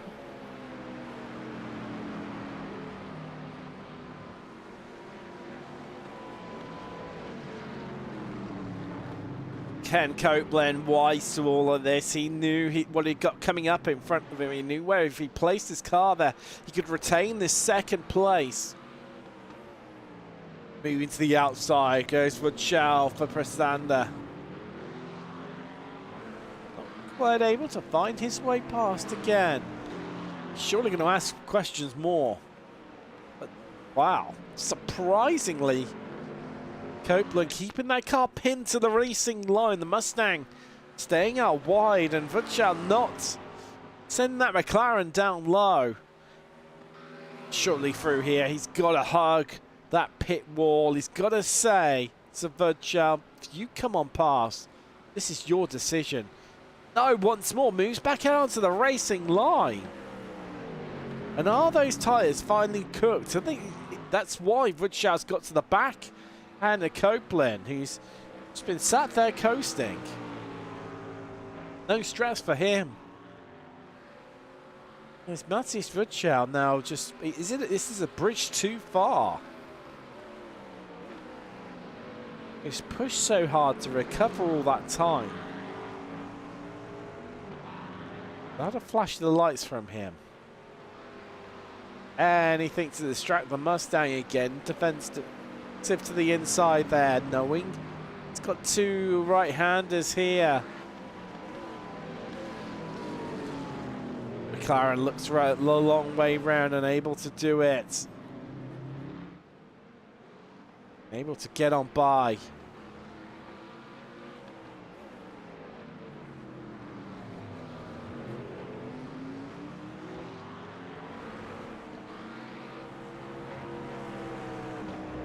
Still remains the wrong stuff from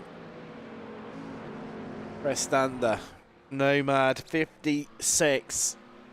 McLaren still behind Mustang.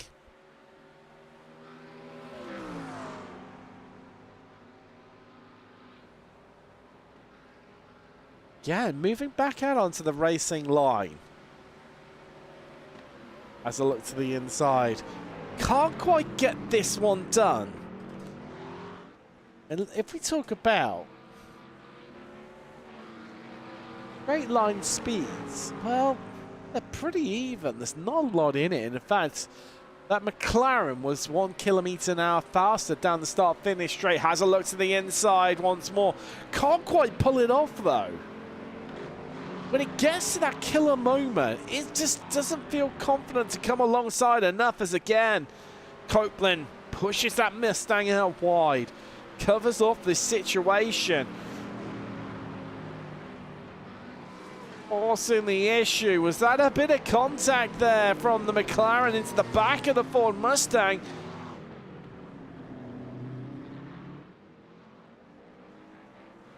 Maybe not. Into the pits, over the limit, Raccoon and 88 Tech. Making it deep inside the gas. So this is definitively going to be just a 2-stop race for GT3. As your leader is in, but it's all about what's happening here. The Nomad 57 car is in. I mean, that's come in very, very early. Considering how much the 56 has been pushing. As, oh, the Mustang peels off, and the 56 is blowing my mind right now. The 57, driver change for them. Hakan Lindmo into the car. As also Effect Simulation 909 into the pits too. Mustang up on the jacks. 88 Tech hanging out. They've had a driver change. Alistair Hatcher into the car. Raccoon driver change. Jeff Sanders in. Justus Piranorcus for over the limit into the car. Simcoach Blue even. They're still out there. JD Sim Racing in as well. So do old dudes and cars come in as well too.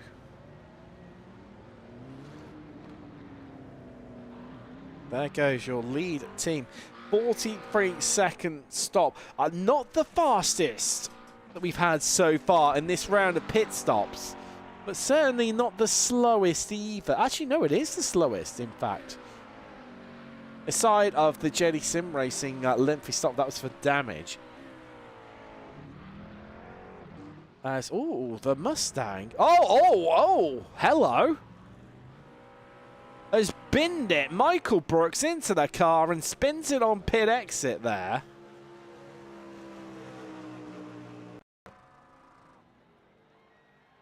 Have a look from the drone. Oh, just catches that bump on the inside. Oh, and stuck in an awful place. Oh no, their chance of finishing on the podium. I mean, coming in now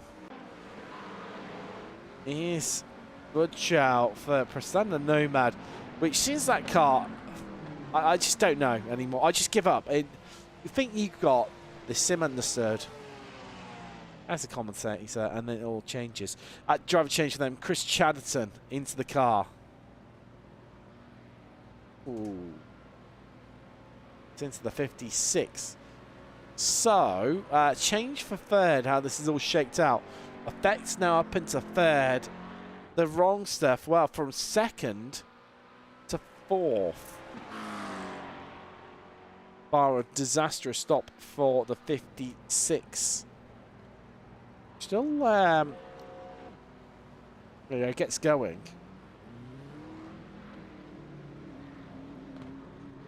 Heads out. Where is Effect?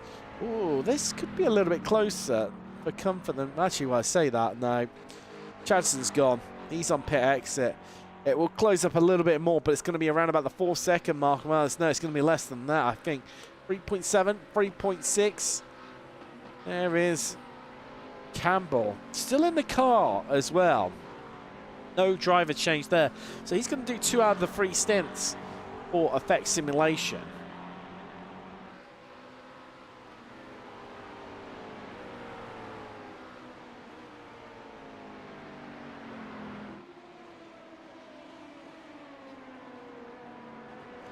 So, as that round of pit stops done, let's have a run through the order here as we're into hour 2 here right now. Just leader, Effect Simulations 908. Great display from them so far. Cameron Garden still remaining in the car for them.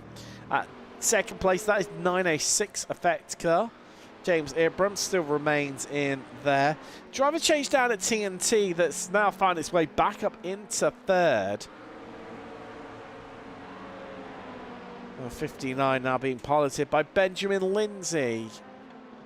Ran out the field. We've got Raccoon Sim Racing. They're in fourth. Ryan Burgess now in the car. And John Davis into the wrong stuff. 26. Let's talk. We'll talk GT3 now. This car has led from the start in Chabot being a brilliant sterling effort once again in the 57. Hakan Lindmo has got into the car, inheriting one nearest down at an 18-second lead over second place, which now has Chris Chanson into the car.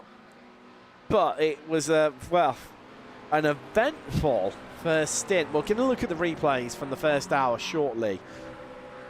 But amazing, this car somehow, the back of the grid has found its way back into second. Effects, but they're not too far behind, 3.3 seconds. But what sort of pace has AWC got against Chatterton? But certainly, Chatterton's not getting away like what we saw in the first stint. But hey, here's a podium lockout for McLaren.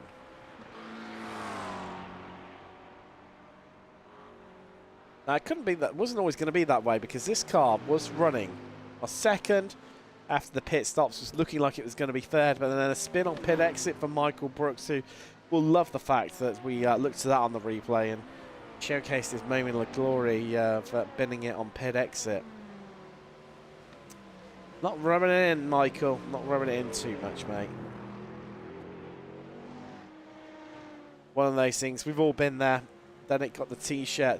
That's now fourth, and in fifth is, well, it's a trio of alternative manufacturers that are not McLaren. It's the Porsche of Over the Limit Racing, Justin Piranelkis into the car. Now, then we've got the Corvette of JD Sim Racing, David Contos in that one. Well, the Corvette just pootling around by itself, 21 seconds behind Piranelkis of Over the Limit in the Porsche. 5 seconds ahead of old dudes in cars. Casper Brockner now in the car for that. There it is, the Dane. Well, as always. But looking a little bit dark and dingy out there. Don't know, maybe it's just me. Maybe it is just me.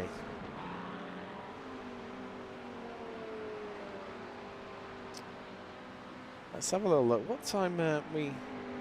At 11:30 in the morning, so we don't need to worry about, you know, nighttime creeping in. Now this is where it's getting a little bit interesting. Raccoon, old dudes in cars, which has done a great recovery. This car has. So, well, now this is why it yet to stop, because this stopped on lap 10, of course, with Daniel getting into the car after well, issues. Hardware-related issues by the looks of things with its previous driver, whose name completely escapes me, but, you know, getting old. I worked a 14-hour day yesterday. So, you know. Edward Barry for Team Potato. So that is a change. Rob Windsor was in the Team Potato car beforehand. Barry now in.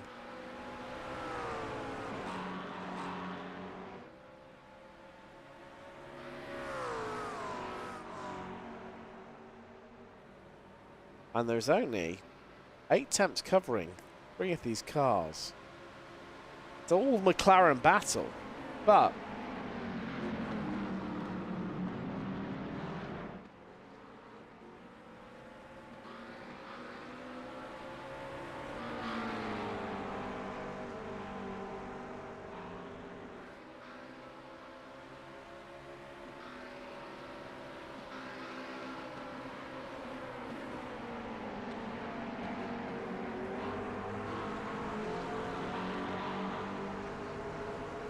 Dean VRS saying that was a challenging first stint, gutting the span in T1.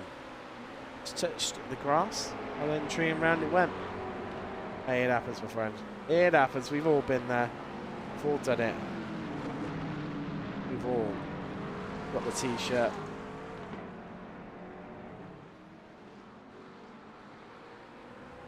If you want to, sorry, we're going through our. This battle's really starting to intensify right now.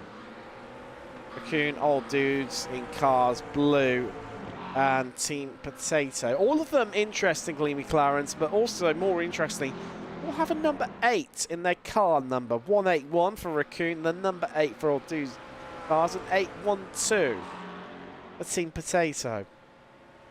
Yes, it has come to that level of finding random things to talk about. It is the beauty of endurance racing. Sim Coach in the first of, well, second of 3 Porsches. First of the 2 that are running towards the tail end of the field. Jamie Foster now in the car for them.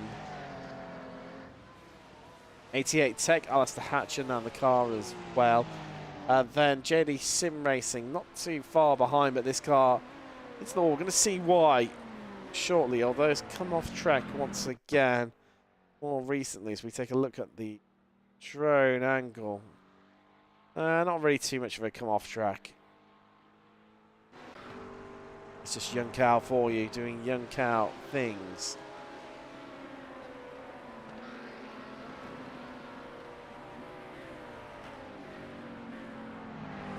And well, let's give a little look back to some of the incidents that we got to witness early on in this race.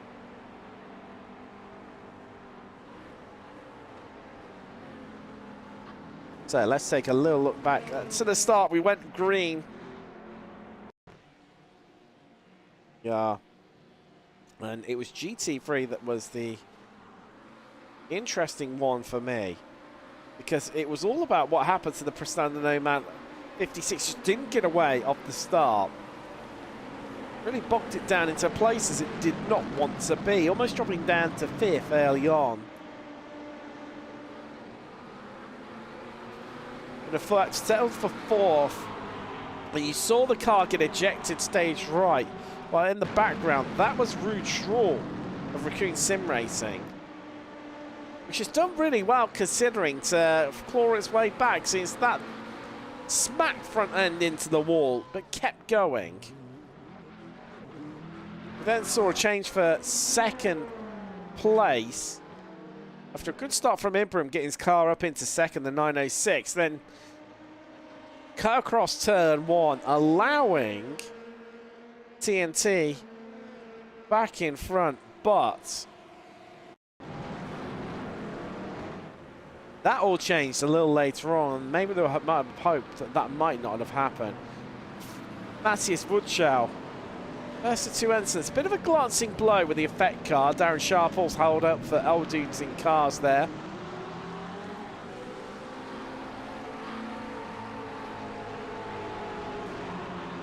As Woodschow just blocking the road from his spin, not his fault. Then this is when things got spicy. Actually, no, we've got another one here. Clipping the grass on entry went Dean Collins for Sim Coach Blue, which sent that car to the tail of field. Bit of a story here, realistically. And Everett Paddock, well, I think Woodschow moved out. He's minding his own business. Oh, yeah, well, clear as day now. Which then turned him, sent him into the back of Michael Sembra in the JD Sim Racing car. Sembra had to head to the pits. And tell you what, this might be an alternative angle here. So yeah, just turned out, caught him, bang, round they went, and in the blink of an eye, that was it. That was it. We then had also off track. So this was Bruno Botica, who was experiencing internet hardware. I'm not sure. Something was not right. That car had to head to the pits all the way back on lap 10. Daniel Page jumping straight into the car and has been there ever since. The car's still yet to stop though. And more drama for Sharples. Stuck in with the two old decent cars, sorry, JD Sim Racing cars as well. Around he went on fourth after it was a little bit challenging making his way past the, well, lap down. 776 JD Sim Racing McLaren of Michael Sembra. Montas then a little bit later, running wide himself.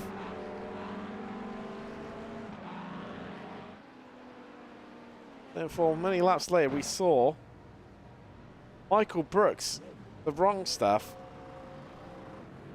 came out of pit road, then just caught that bump of curb in the inside and around he went.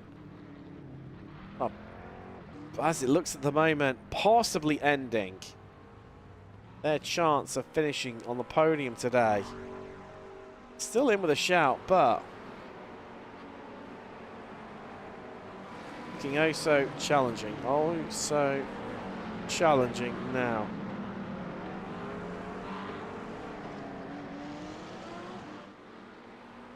So this has all changed around a little bit while we were reviewing the last hour.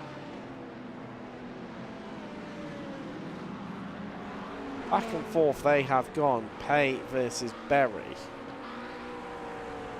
Sanders. So Pay is now ahead and he's cleared off up the road.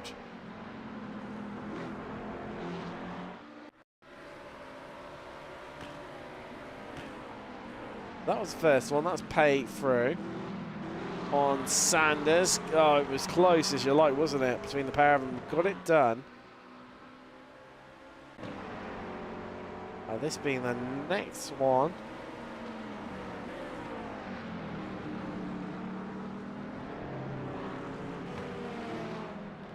Sanders apparently getting past Bay, but no. Edward Berry getting involved too, as they, wow, they really went at it between the lot of them. Trying to sneak his way past Daniel Pay.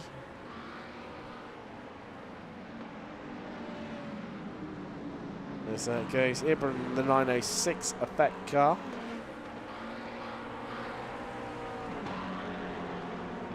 For passing, there we go, we saw it, Berry, and then Jeff Sanders as well down the Retta Aposta, under braking into Interlagos. Gets it done.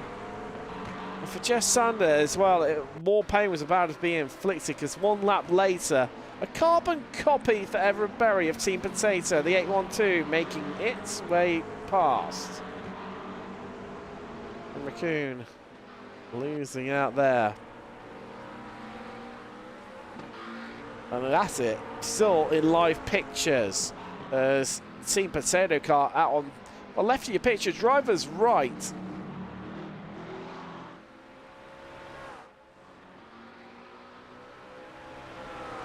And sometimes just letting your opponent bite is not the end of the world here because you've got this long run. You've got two attempts, two bites at the cherry. Because you've got the run down towards turn one and then you've got the run down towards turn, well, it was technically 5, Retta Aposta, either way. It's all about you to get it done. You've got to stay close here within the center S's, and that is exactly what Everett Berry is doing right now. And that Team Potato McLaren, we're tucked up right behind him, on board with him right now, pulls the driver's left on the brakes, down into the corner, but no, not brave enough there, left a little bit too much room, and Jeff Sanders, the American, saying thank you very much, my friend. I'll have that. My best generic American accent there with this cold that's lingering on from the flu. Lovely. Lovely.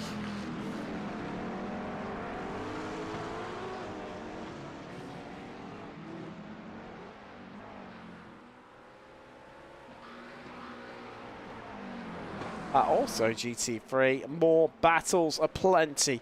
This one has been lingering and marinating for a little while now. It's Casper Brockner and David Kontos. JD Sim Racing Corvette ahead of the ODC McLaren. Arching in and reeling it in here. 0.3 of a second the difference. And nearly a tenth faster last time around was Brockner. We have got the number 8 Old Dudes in Cars, McLaren, into the pits. Of course, that stopped back on lap 10 after issues. Daniel Pay getting into the car. Be interested to see if we have to try and change. Yeah, Bruno Bottica getting back into the car now. Clearly has sorted his issues out.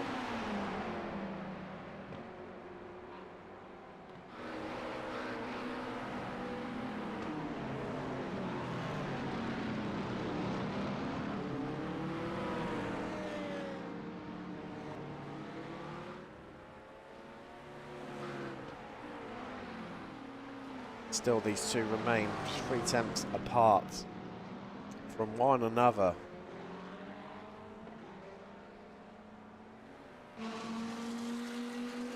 Looking back from Kontos.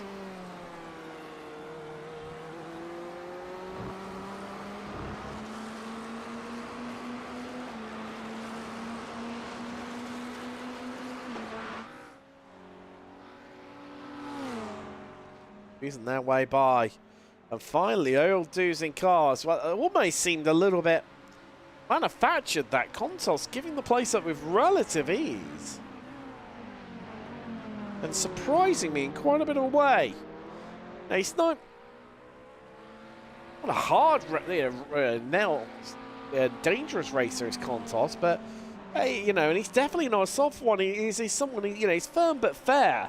He'll give you a good fight.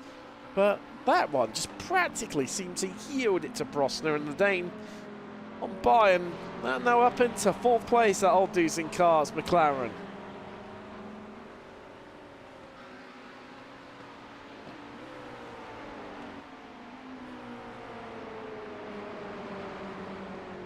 They're coming alive now a little bit further down in GT3.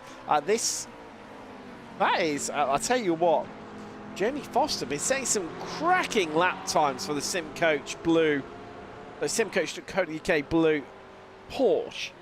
Last time around, it was 0.8 faster than the Team Potato McLaren, and 0.6 faster than the JD Sim Racing McLaren. Sorry, the Raccoon Sim Racing McLaren that is just in front of them as well.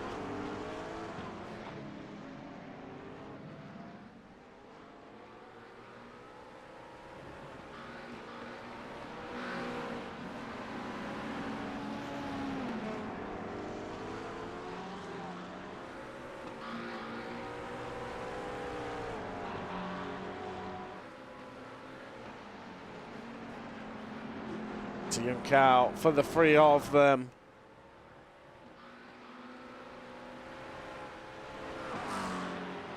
Out the corner.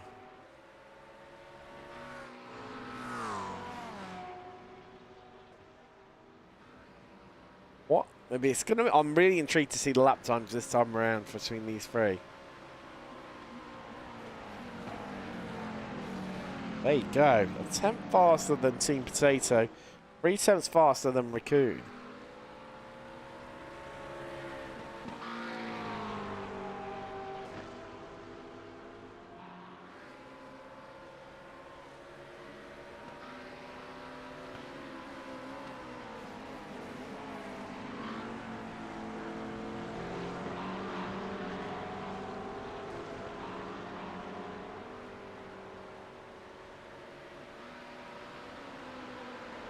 Well, I mentioned about off-tracks earlier on.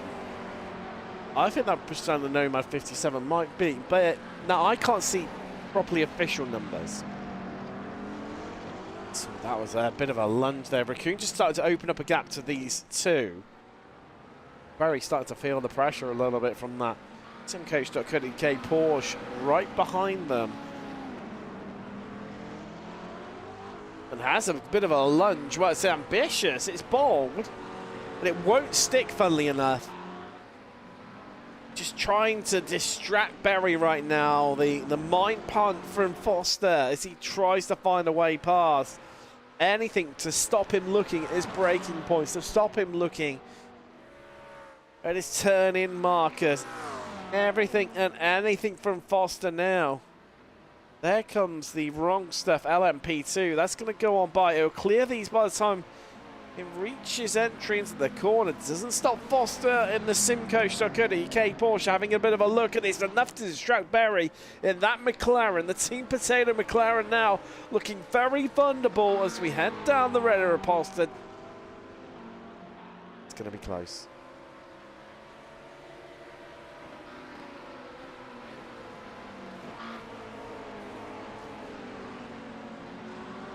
And there you go, folks. There you go, getting the move done. Almost telegraphed there. You could see it about to happen.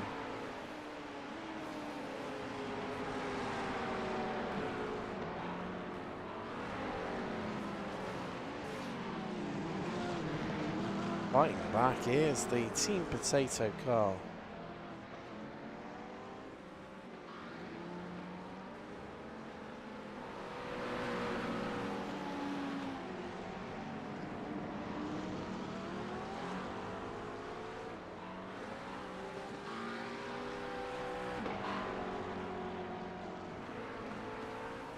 That looks like the move cemented now. It's done and dusted as already Foster 7 tenths up the road. But the Raccoon have just cleared off themselves. There's the wrong stuff in. LMP2 pit window opening again. Yes, it is.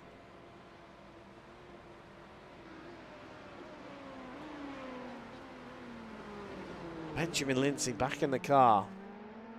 The TNT after the antics of only, what, a couple of weeks ago in round 2 at Sebring.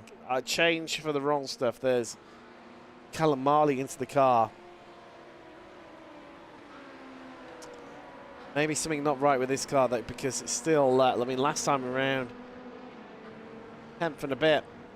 Slower than the Effect 906 in second place. That gap out over a minute and 3 seconds in themselves in second. Also, Raccoon Sim Racing LMP2 into the pits too. Orion Burgess. He is. Marley heads out for the wrong stuff.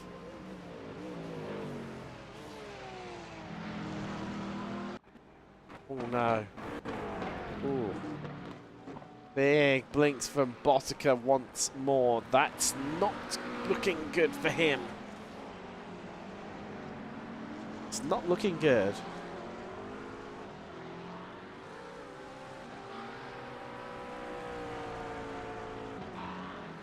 And maybe more internet and hardware issues plaguing Botica. JD Sim Racing Junior, the McLaren, Johnny Shavotka as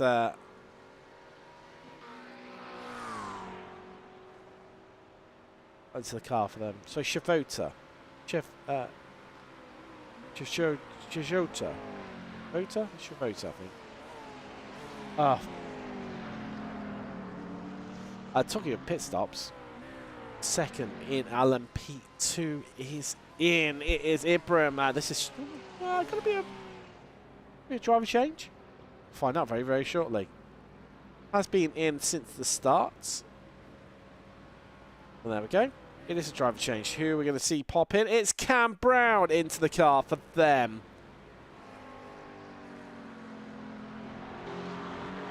A lot of driver changes. It's going to start to happen now if they haven't already for teams.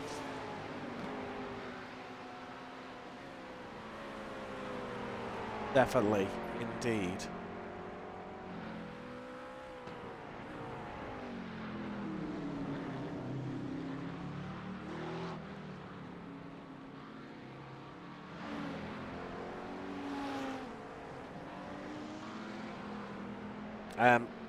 Right. Well, it all goes quiet once more as we reach halfway through this race. For some reason, the paint is wrong for the Simcoach Blue. Oh, okay. Oh, is that because? I know why. I'll sort that out for you. I'll sort that out for you. I think some idiot here might have loaded trading paints, and we're not using trading paints for this championship. Not there's anything wrong with trading paints. The great work they do. Many a great paint available on there. Whatever the car you drive. And do you know what? I'll tell you what. A bit of a... what a great service that is, anyway. What a great service is trading paints. Just everything and anything. Dead easy. Take it for granted. I know I do anyway, you know. And just adds that next level of immersion to this fantastic sim that is iRacing.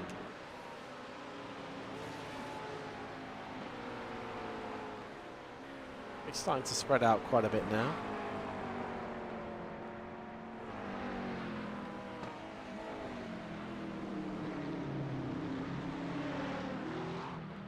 Into the second half of the race.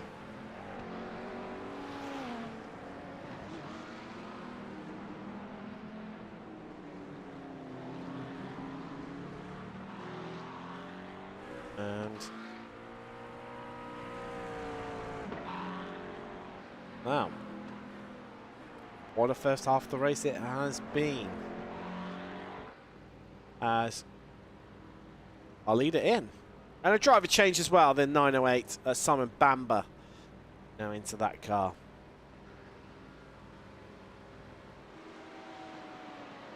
No real change around there other than we're going to see this car into the pits in 30.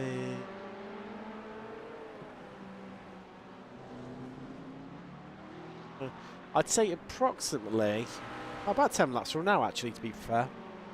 That's the easiest way for me to work it out. I mean, yeah, they catch up at this point. 11 seconds. That is a bit closer. I think it was about 13 seconds earlier on to the 906 effect car. But, just, I mean, you know, they've still got that pit stop in the bag. We do have more pit stops, so they can carry on this rate of pace. You never say never for TNT, but I think this could just be it. It could just be fair for them. I mean, it'd be a real shame. But it is what it is, isn't it? It is what it is. What we can do about it, either.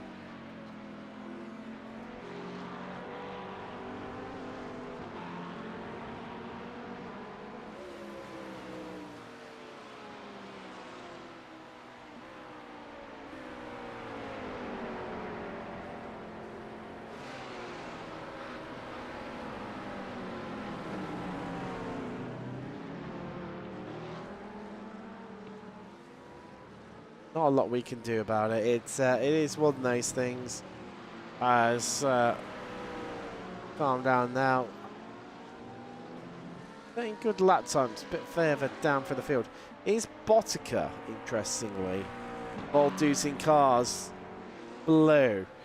Of course, this car had connection issues earlier on. It's running out of sync compared to the rest of GT3 from its pit stops. This and JD Sim Racing Junior. It's running about what? It's only just stopped, in fact, on lap 52. Currently GT3, we are running on lap 61.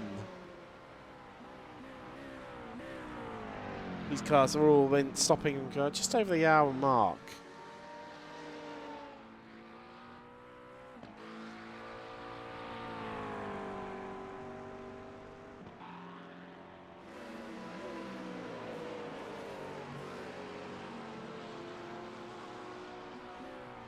But I think this would be another one of what could have been. I mean, if they hadn't have had the connection issues and the hardware issues to bring up Botica experiencing first in,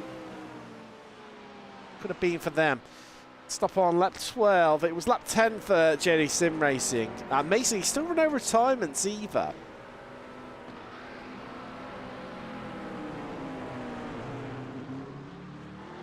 No retirements as of yet, but we're heading deeper and deeper into this race. You never quite know.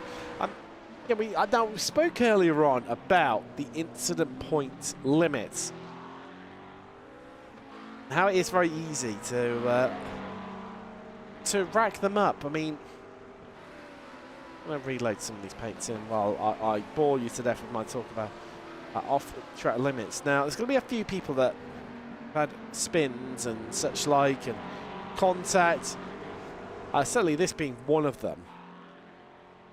It'll be running a bit shorter. Now, according to within SDK Gaming, most accurate live timing on iRacing, it does half detect how many off-tracks have been.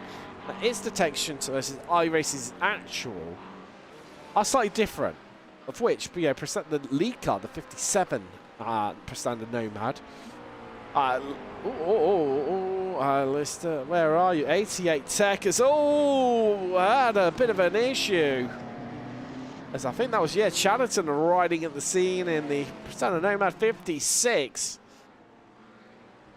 Oh, so the 88 Tech Porsche going around there. Let's take a little look at exactly how it all unfolded for them. And Porsche doing... Oh, that was a lot of curb, and it weirdly gained the inside of the car up and airborne. Right on board with Hatcher. Oh, wow. Do you know what? I have never seen that before. Never. I've seen a lot of weird things. Some of them in iRacing. But I've never seen that.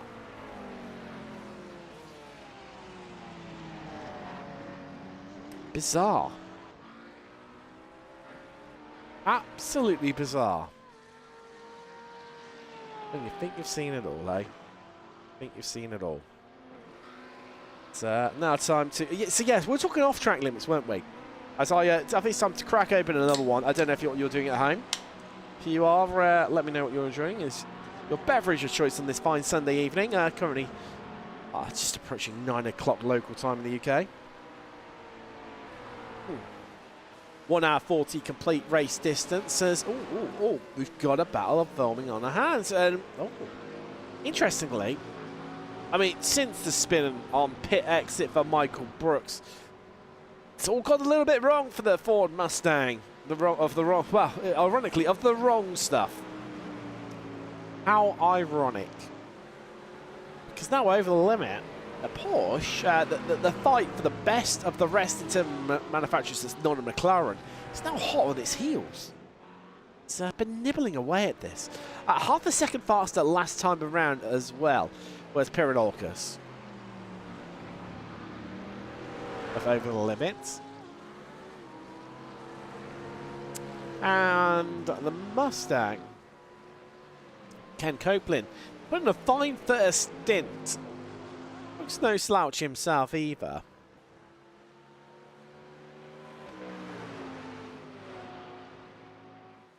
This down though, that Porsche seems to be growing into this race. Seems to be growing. We're gonna quickly just reload the paints in for a few of our drivers, and stuff starts to pop through now. Which actually should correct 1 or 2 of them.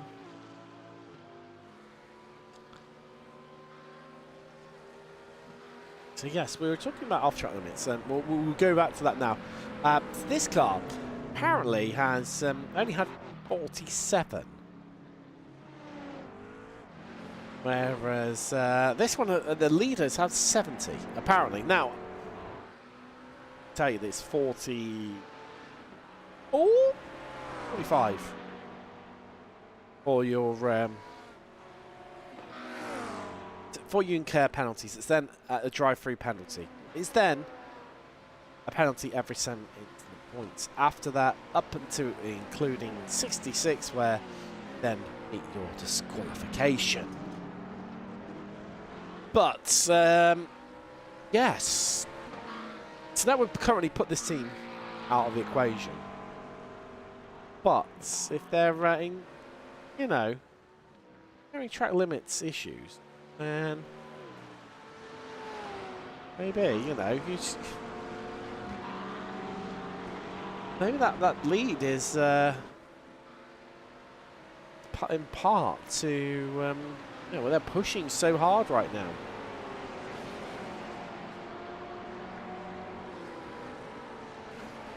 Maybe, you know, say flouting the rules, that's to an extreme measure, but you know what I mean, you know, just utilising so much of the track that changing our system here, but just enough doesn't inflict on the iRacing ones.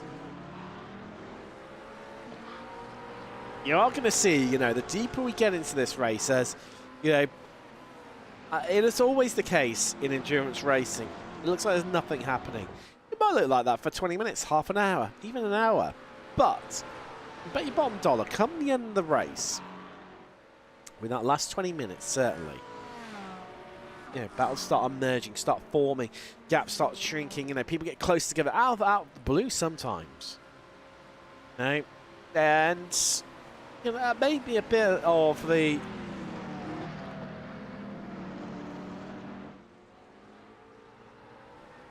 sorry, just reading the chat there. Jason Dilworth can tell you neither of the Nomad cars are worried about the instant limit there. Thank you, Jason. Thank you. I mean, the 56 more so, because it's had a spin and it's had, but one that definitely would have been a 4x contact, possibly two. As this is Foster. Ooh, that is close. Between Raccoon, and they still remain side by side as the sister Raccoon LMP2 goes on by. Just behind them, though, well, that's your race leader in GT3 coming round to lap them. I mean, it can be a daunting sight when you're in a prototype against GTs and they're having a scrap in front of you. When you're in a GT as well, it does have 16 seconds in the bank to play with here. But afford to leave it, you know, a bit of time there as Foster trying to use all of the track there, not trying to block off the Nomad car that's leading here, but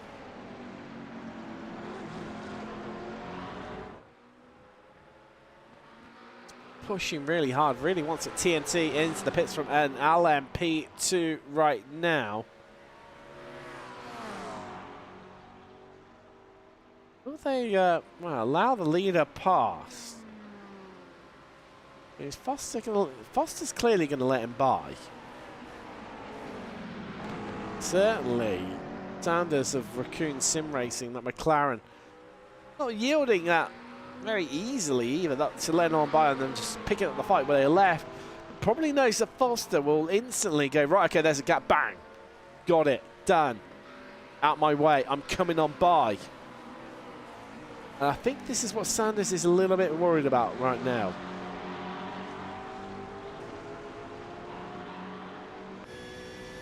On board in the simcoach.co.uk blue 911. There we go. Sanders of Raccoon lets Lynn Merritt Prestana Nomad pass.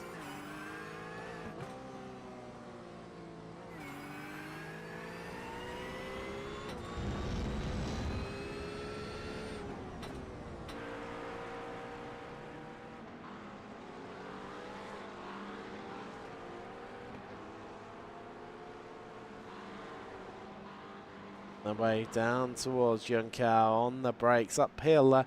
Can't really tell from normal camera angles just how uphill that is, that section. Just really tend to sort of flatten it out a bit. It's like when you come to, you know, in real life, the run up to turn one at Austin, you know, Circuit of the Americas. Same with at Spa as well. It's really, really deceptive to actually go and stand there and experience it in... Ooh. Happened. Something has happened. JD Sim Racing Contos. Now that is Raccoon Sim Racing LMP2. Oh! And he got tagged. Wow, whose fault does that lie with? See in the rearview mirror there in the bottom left, comes on by. That's 6 of one, half a dozen the other.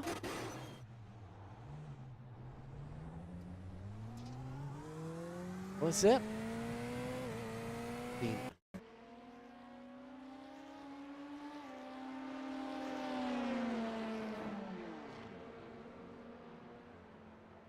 Give this one last go. I found the angle I want.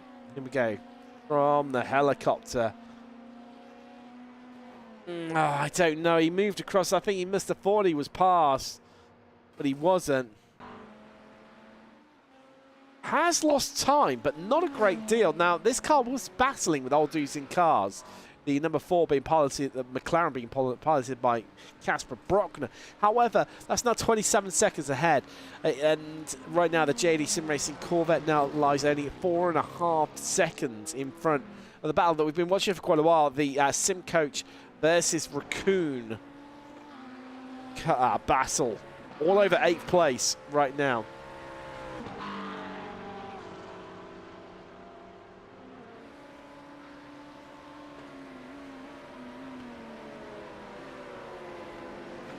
The only battle we've got going on right now as well.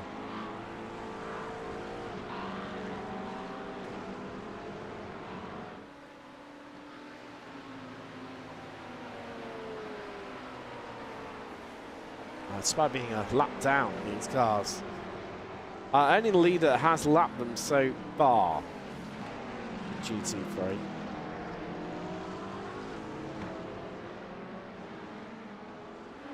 Hasn't really pulled away at the rate of knots that I thought it might have done.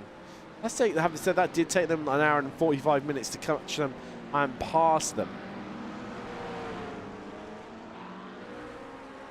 That is pretty much the equivalent of 2 VRS races, or whatever that series is called now.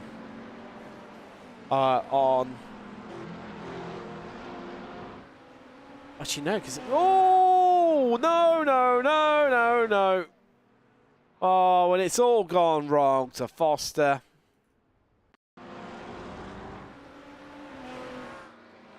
Too much curb.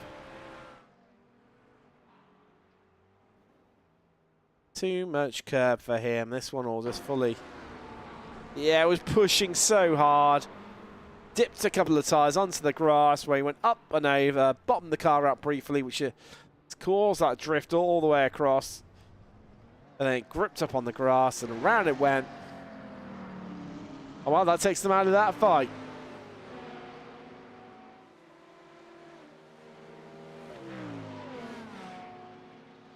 Meanwhile, this car, it's just, since the pit stop, the Mustang, the 83 of the wrong stuff, it's just really just not... I mean, it's like it's brought a knife to a gunfight. It's just not... It's not worked. It's... I mean, maybe a bit of demoralisation from the spin-on. You know, as it's coming out of its pit stops. Maybe.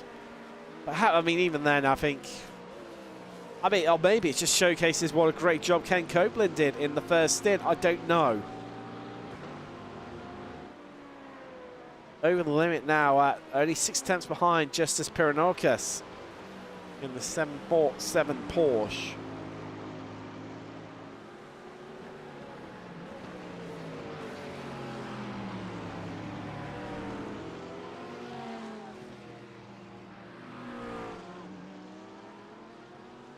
These two close in once more to give us a bit of a battle to look at.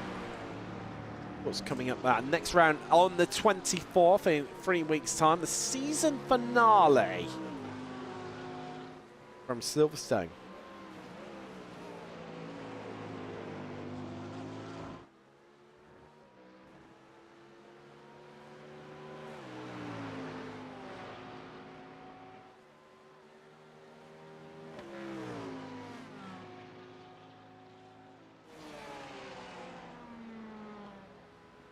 It's 8 tenths.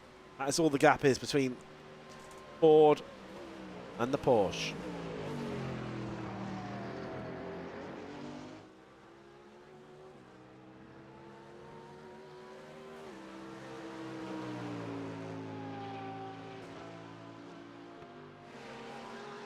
To close in. I mean, last time around, identical lap times, only 100th of a second separating the two of them. They go toe to toe basically here.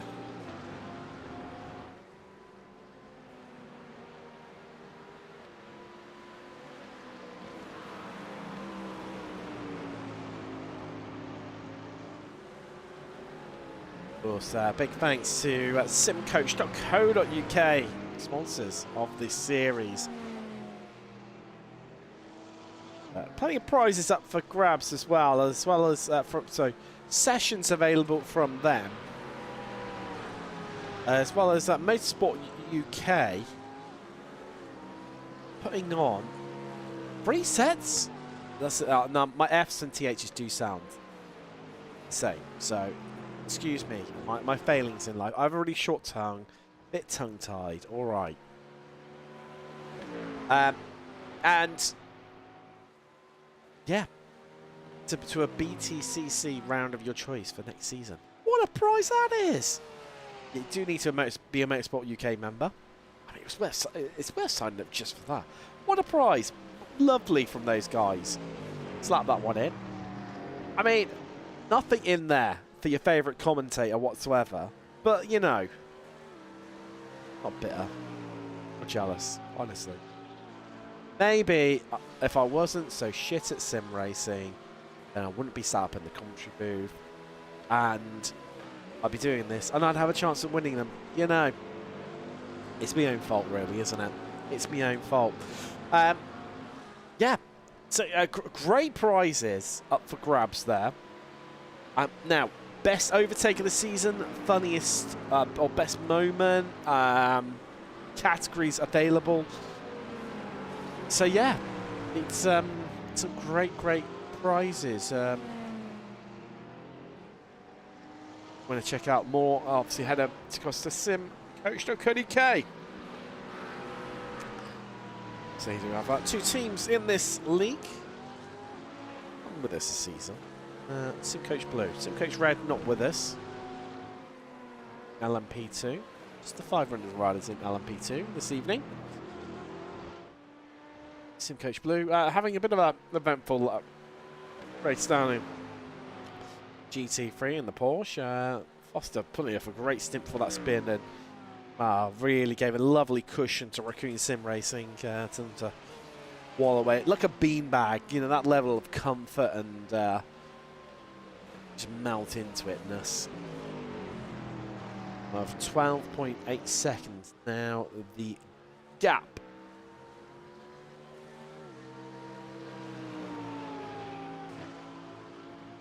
Unlike this gap, which is shrinking. Last time around, another attempt taken out by Pyranorcus over Brooks. The American, well, really coming under a lot of pressure now. And from the European in the Porsche, we run on board with him right now for Over the Limit Racing. 747 hunts down the 83. That's what we love about GT racing. Completely different marks. So you see where it's a Pyranorcus just razor sharp on the brakes there. So much more comfortable compared to the Mustang.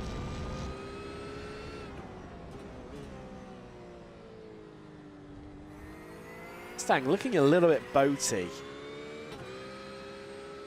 But then, you know, get to a medium speed corner, a high speed corner, that's where it starts to open up. It's, you know, it's broader. I mean, it really is, you know, the epitome here.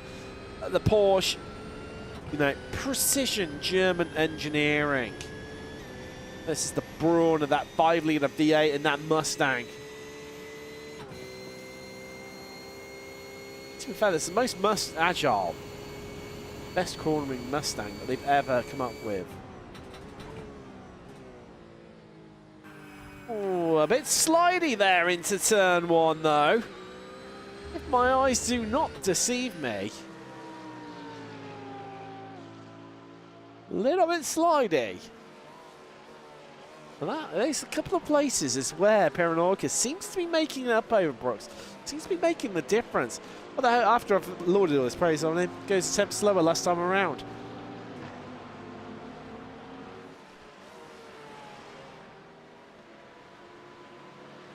Varus, thank you very much. I'm sure you would be welcome to a session with SimCoach. Love to have you. Thank you, kind sir. Thank you very much. 2 out of the 3, Lord Denham, 2 out of the 3 drivers for SimCoach LMP2 couldn't attend. That's on me. I did not have the motivation to do it solo. Also, you can't because it is in the rules. There is a fair share in terms of the driver splits. Can't remember. It's the standard iRacing fair share system that's deployed in all of their major events.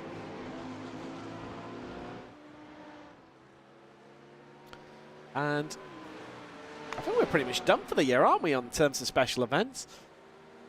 All about Daytona in January, isn't it? It's not that far away. It's only 3 months. So we are realistically 2.5 months away from Daytona 24 hours. 2.5 to 3 months. That is quite scary to think of it like that, isn't it? It's that close. The largest attended of all the special events on iRacing.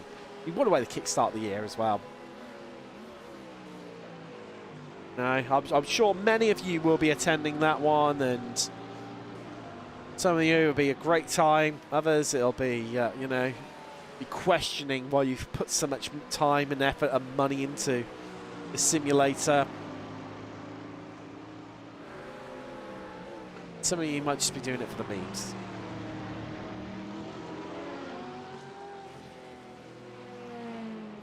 Either way, still come back for more and more, don't we?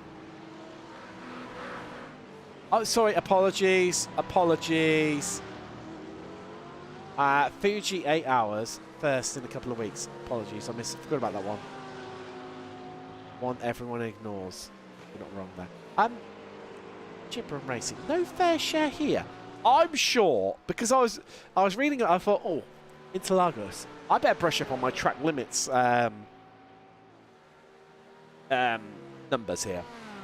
And I was having a look at the handbook for this league, having a read through it, because, you know, I know how to live my life, don't I?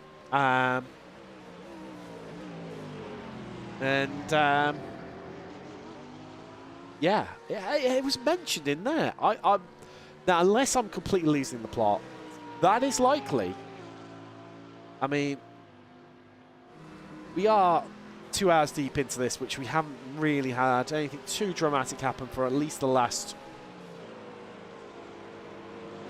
I know we've had a few bits on, by the way, but it has been a more tame affair, realistically, for the last hour and 3/4. So, you know, it happens.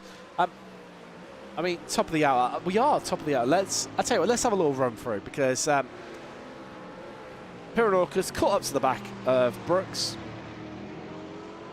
And then, disappointingly for the neutral and fair party, hasn't done a great deal with it. I was expecting great things from Justice Interlagos, if over the limit, but you know. Anyway, Simon Bamber, the Rain Master. T3.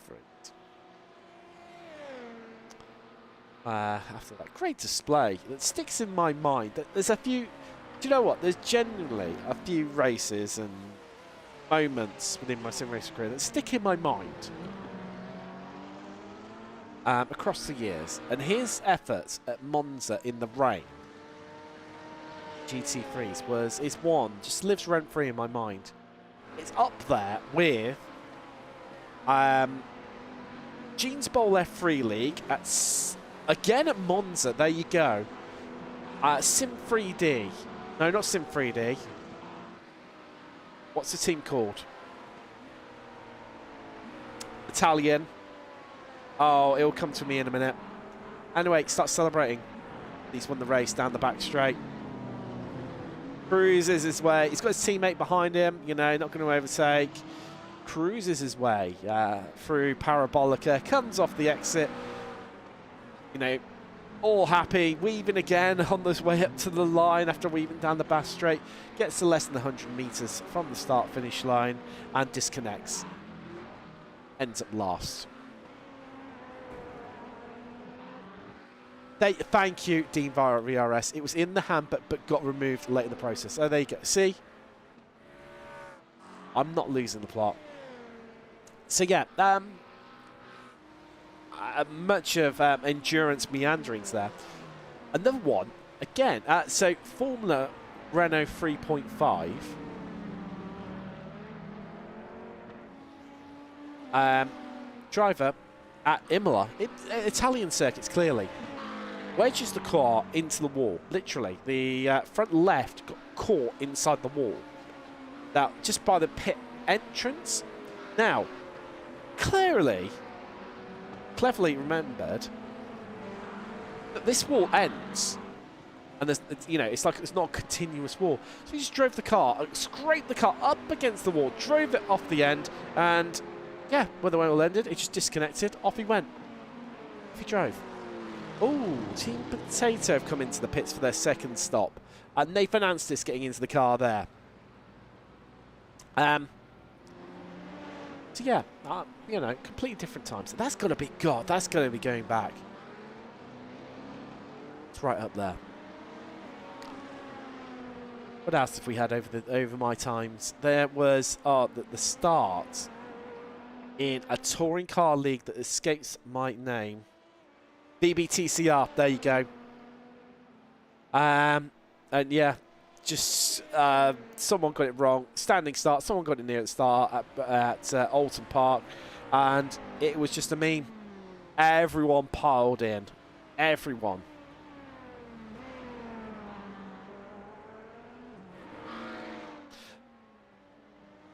Anyway, Summer Band leads for Effect Simulation 908.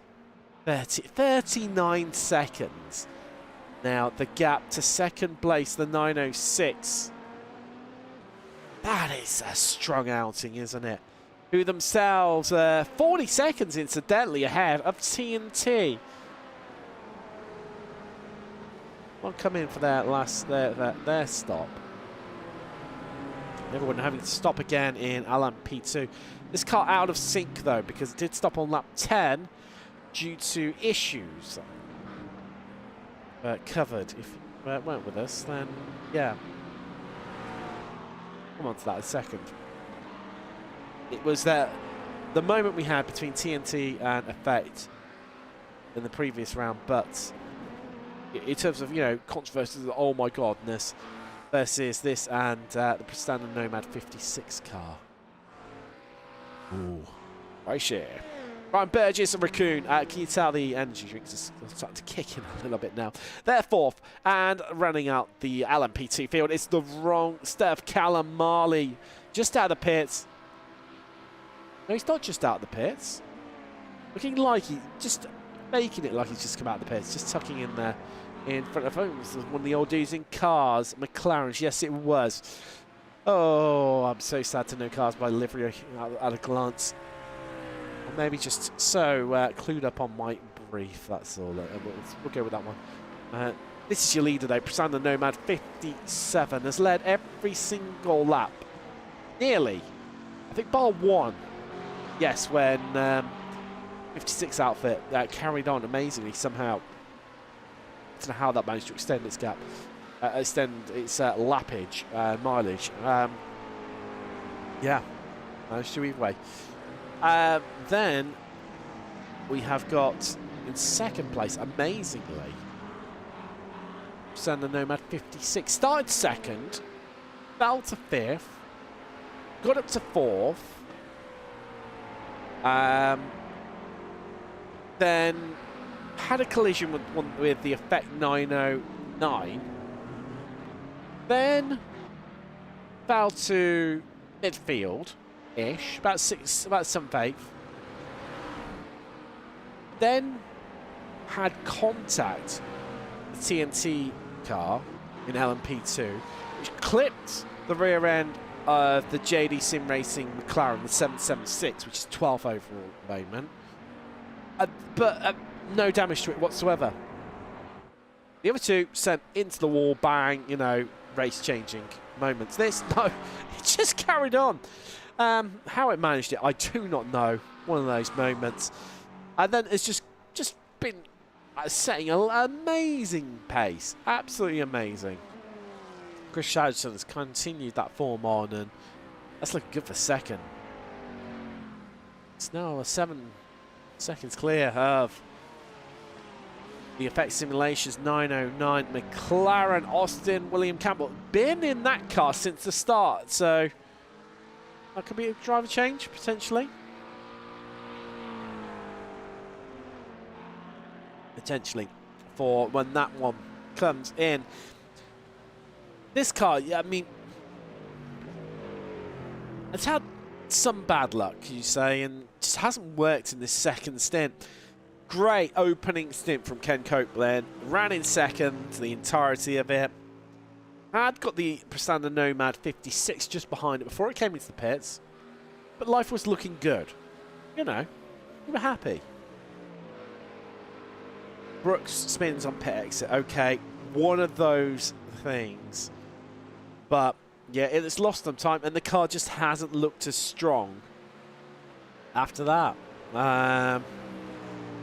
Has had a bit of bother for over-the-limit racing, but that's pitted and come back out in 6th place. In 5th at the moment is Old Dudes in Cars in the McLaren Casper Brockner. Now, this car is something, it feels like it's come alive a bit more, and it's got better as the race has gone on. We'll lose a place and we'll drop down to 6th once it has pitted. Of course, yes, Secocus of over limit. Being the car that will overtake it in the Porsche 911 at top of our 3 Porsche runners today. And should finish that way as well in approximately 15 minutes time. The lone Corvette, JD Sim Racing, David Contas, he's been in since the start as well. As the wrong stuff in the Mustang into the pits now. Going to be their final stop of the race. But, yeah, solid job from Contas. Did have running buddy in the sister JD Sim Racing car, the McLaren. But, of course, that issues. Oh, Copeland got back into the wrong stuff Mustang. Interesting. That's going to be an interesting final stint. Can they head down Effect? I don't think they can. I think it's too late, too little too late. But you never know. You never know. Jamie Foster. This car, now, simcoach.co.uk blue, the Porsche 911. Now, this had an interesting race. Started on the back row of the grid, picked its way through, did all right, and had a spin, fouled down, and then it's picked its way back through again. It's up 5. It's up. The highest position gained by anyone that's not Simcoach is 2. Now, I know you're saying, Tim, yeah, but we've only got, you know, it's an 18-car field entirety. There's only 13 GT3s. Yes, you're right. But I think that's what makes it all the more impressive. Disagree with me? Let me know. Comments. Come at me. Agree with me? Let me know. It's good for the algorithm. Either way, you know. What we're here for. Yeah, that's into, so Dean Collins back into the car for them after a brilliant stint. Austin William Campbell. He's out. Oh. I was going to say something then. I had to stop myself. Do you know what? Last race of the season, I might do it. You know, Josh Wilson getting into the car. Oh, sweetie boy. So that means, in fact, that we've got 3 Scandinavian drivers in the top 4. Hakan Lindmo, Josh Wilson, and Casper Brockner. He's coming in now. If he remains in the car, he will keep that stat alive. Although with Wilson being half Swedish, half British, I mean, you could say there's 2 Scandinavians, 2 Brits, or is it we saying 1.5 Scandinavian, so 1.5 Brits? And, oh, it's Lindmo into the pits as well. Your race leader in GT3. Jaron Sharple's in. Okay, so that will go. That car can drop down to 6th. Okay, after the round of pit stops, Linmo in. We'll keep an eye out that one if that's going to be a driver change. As Kontos heads in now. Yeah, Aiden Shabot getting back into Prasanda Nomad 57, your race leader. As we've got just over 45 minutes left. Where were we through the order? Bruno Botica of Old Dudes in Cars. I mean, this car looks good. Had connection issues. Pitted on lap 10.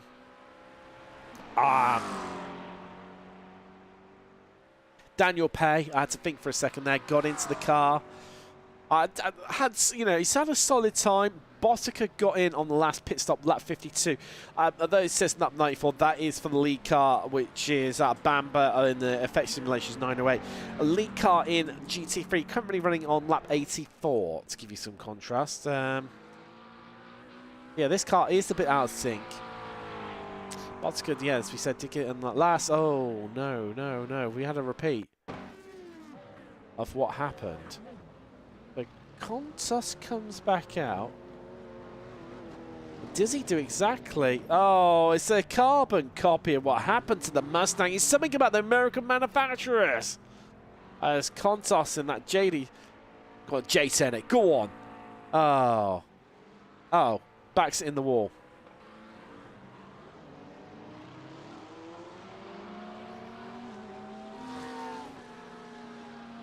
Oh, well, I tell you, that didn't go.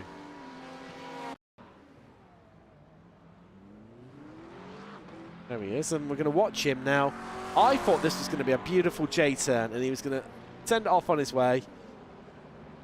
I think he thought that was a gap there, missed it, and just stuck it straight in the wall. And as we see him drive past, it doesn't look like there's any damage there. What's going on? It's like someone's not got damage turned on this evening. Yeah, Ruchel for Raccoon Sim Racing. He lies 8th overall right now, again other than the McLarens. Sim Coach Blue after the driver change there, down to 9th, but still up 4 places.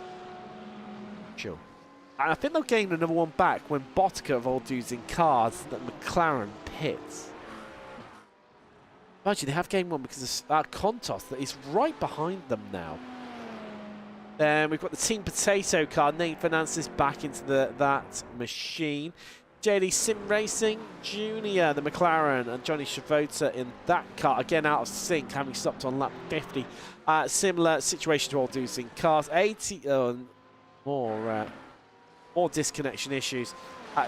Glenn Humberstone, that 88 Tech Porsche that's coming up behind. It's going to be relishing the sight of a car blinking out in front of him. I can't wait for the pit stops to start happening for the JD Sim Racing McLaren.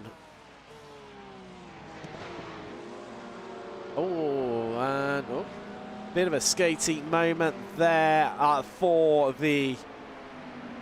As I'm just seeing Raccoon Sim Racing into the pits. And also the wrong stuff. I thought that was a bit out of sync. No, it's not. No, we've got 45 minutes of this race left to go. Well, just under that, in fact. 43.5 minutes to be precise. So, that will be about right for them. About right. Daniel Slater. Is he? Daniel Slater. Never mind. He's into the car. John Davis in wrong stuff as well.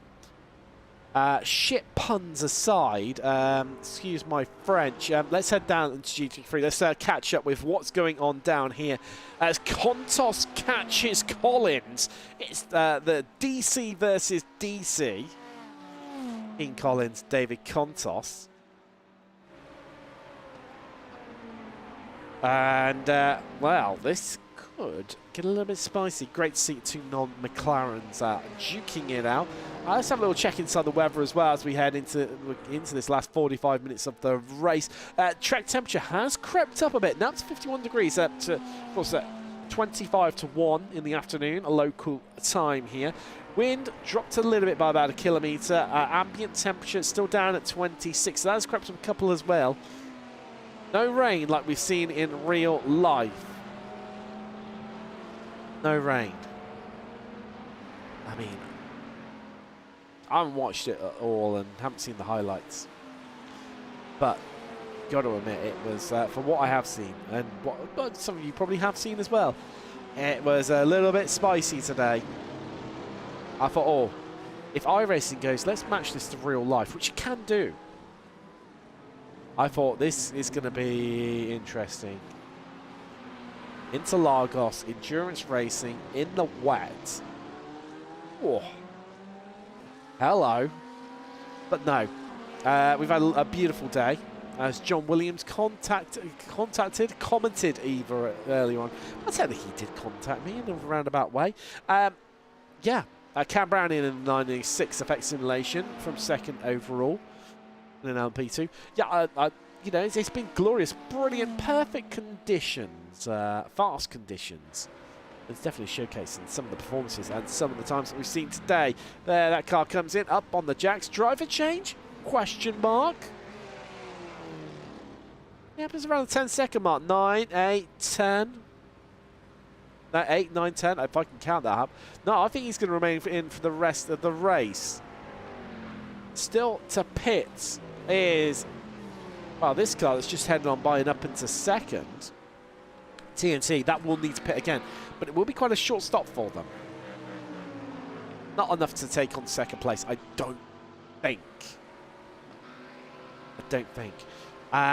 Bamber will need to stop again with the 908. Stopped on lap 66. It's on 98. It's not going to be far off now. Due in. But this could, I mean, so 20 seconds after the pit stop. 19 and a half. Actually, it's averaging out now. This could be interesting. Could get interesting coming in the race. So, it's only going to need about half an hour's worth of fuel. Can you could squeeze in a set of tyres there. They're about 20 seconds. This, I mean, they were going hell for leather. You know that anyway. Certainly in the hands of Benjamin Lindsay.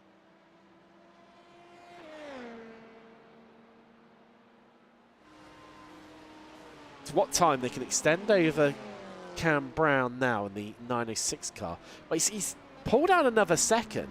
As leader in. Leader is in. The effect simulation is 908 in the hands of Bamber.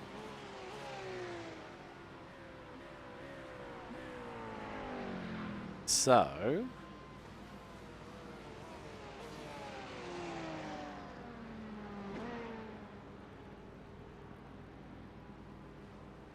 could be close. Could be. I'll tell you what. This could be close.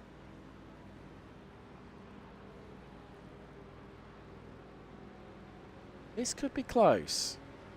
Bamber's going to remain in the car. Oh, that's skatey on exit there for Lindsay. That's how much he's pushing. As I thought I heard something.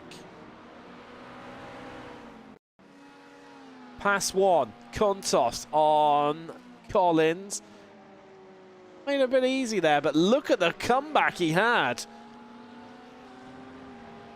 Oh, beautiful. Just driving up the inside there on the switchback. Now, there goes the TNT car. Now, did it spin? I heard tires screeching. Oh, and was it the glancing bow? Oh, and then contact with Contos. Oh, that's broken suspension. That's game over. It's the Sim Coach Blue. Oh, no. No, no, no. We're going to go on board here. So look at that rear view mirror. We've got that one P2 on the left-hand side. That's the TNT car. Oh, just understeers out into it. Loses control. And then that whack from behind. Well, definitely didn't help the suspension. I think it made further contact with the wall, didn't it? Down from the chopper. So there's your glancing blow. It was just understeering out wide anyway. Well, yeah. Contact to that rear right. Then that hits the wall too.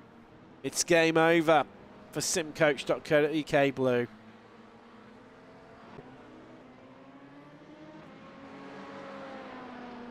Gutting.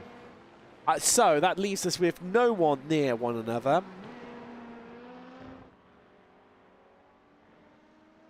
So then begs the question, what's going to happen to TNT?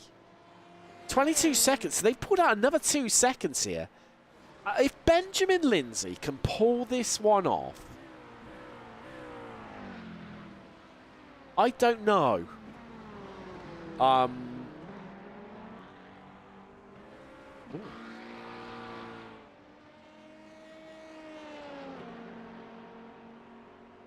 I don't know.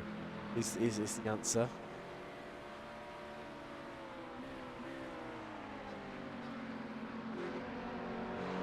It's simply the answer. I mean, it's the chance of this happening is growing bit by bit. This passing, that's the 56. Matthias Wutschau back in the car for them. I'm hoping for a bit more undramatic second stint for him compared to the first stint.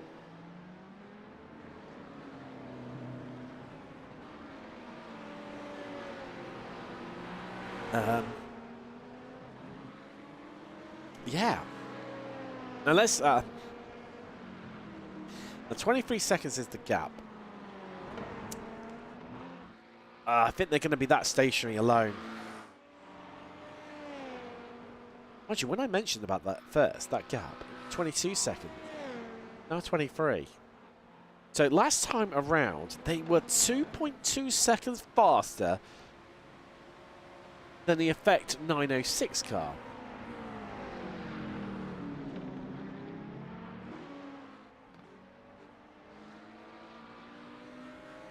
Let's look at some numbers. Oh, no, we've got the wrong one. Let's go here.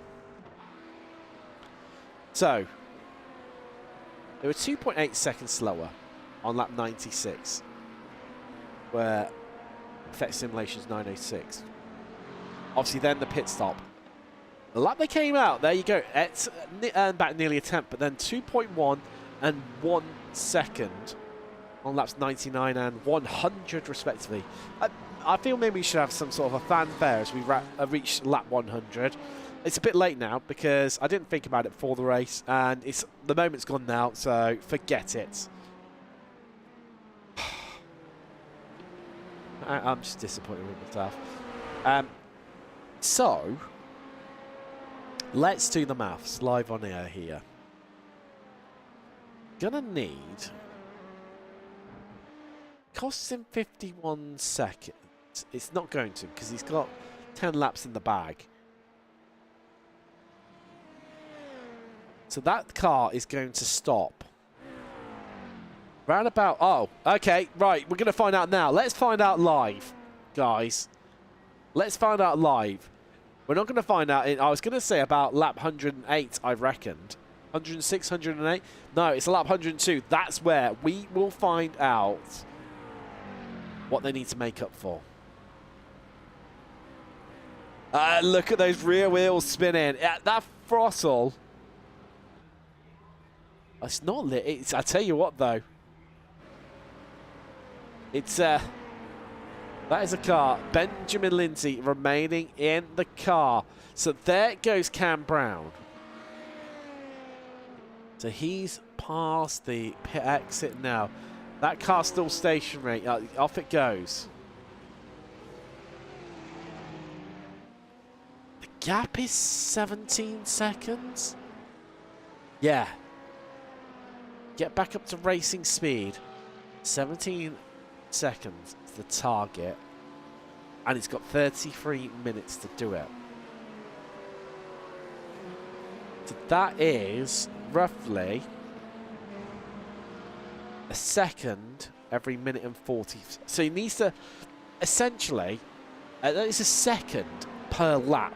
He needs to be faster than Cam Brown to reach him. Roughly. Cam Brown last time was a 1:26.09. Now we're not going to find out for a couple of laps. Well, I tell you what, we can. So Cam Brown was a 1:26.09 last time around.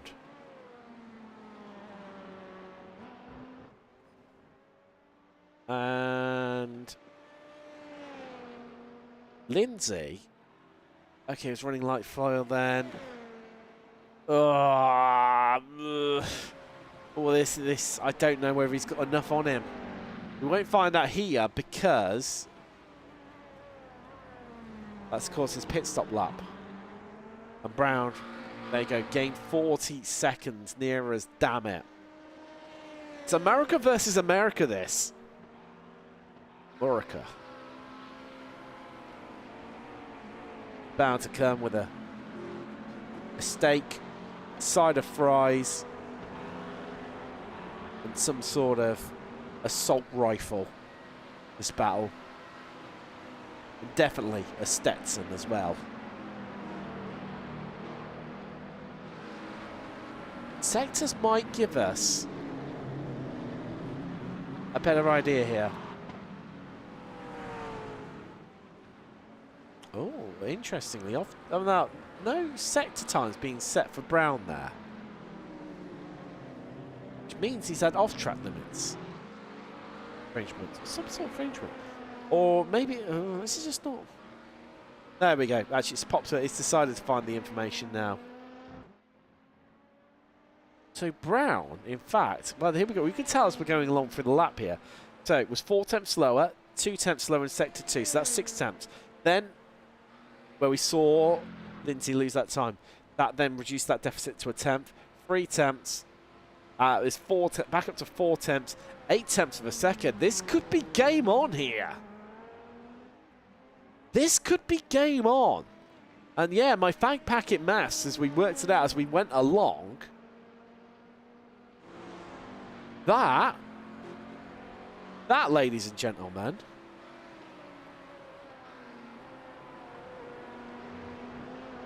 is, yeah, this could work. It's got potential here.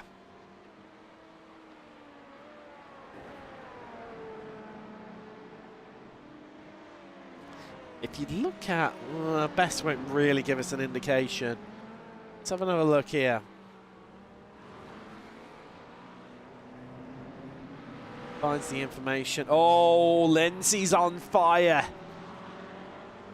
Your defense is terrified, Cam Brown.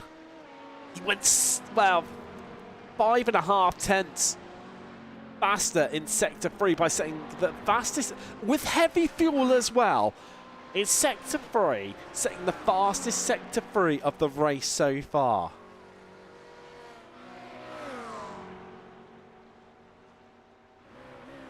And this, well, it's 8 tenths alone in Sector 2. This is going to be a big old time.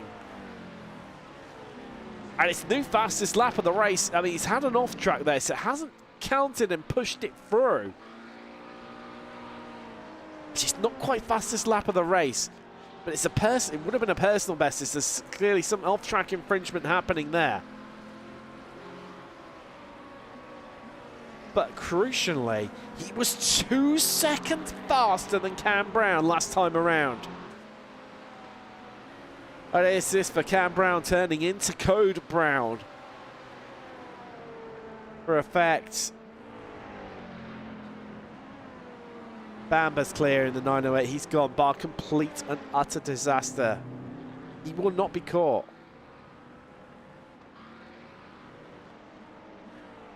Seeing it fall from Lindsay. Well, we're going to see it again. The magic being turned up here in Interlagos. Grandpa won Jeff. Go Raccoons. Oh, Raccoon have... I'll tell you what, they've had a quieter, uneventful race. Yeah, traffic equalising out in this battle. It looks like it's only going to be about 3 tenths. We'll see across the line in Sector 5 how it pans out. Oh, yeah, Cam Brown. He ebbs and flows, earning a bit more time back there. Clearly responding to what's happening behind him. Let's, yeah, as we mentioned, Raccoons. That's, no, I'm going to show my age there. Running 4th, and handsomely so, for the 404 in LMP2. Autos in cars into the pit lane. Well, of course, they are out of sync for Bruno Bottica. That is their third stop of the day, having stopped. I think they stopped around about lap 12 themselves, so yes. That is why. The other car, the 181, the McLaren in GT3, running 7th in class. 12th overall for them.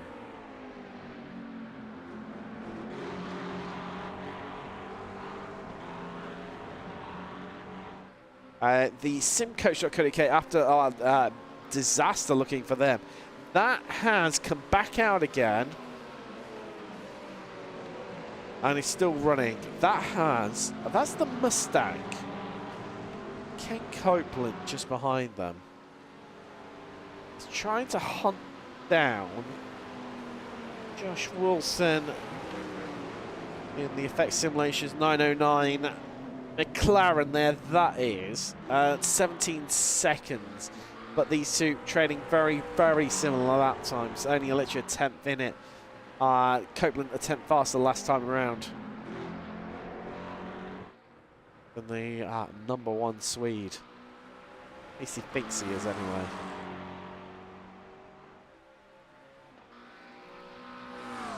So, I think it's with as my good friend and fellow commentator Fitzpatrick say, we've got a bowl of rice, meaning the times are, the gaps between each car are above a second. They appear as white on the timing tower and within the live timing, which is exactly what we have right now.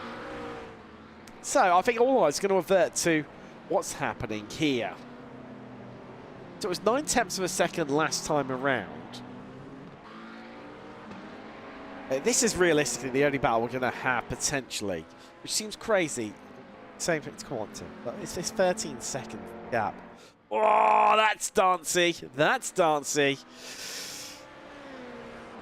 Lindsay is leaving nothing on the table. Like a fat man at a buffet, it's all being mopped up.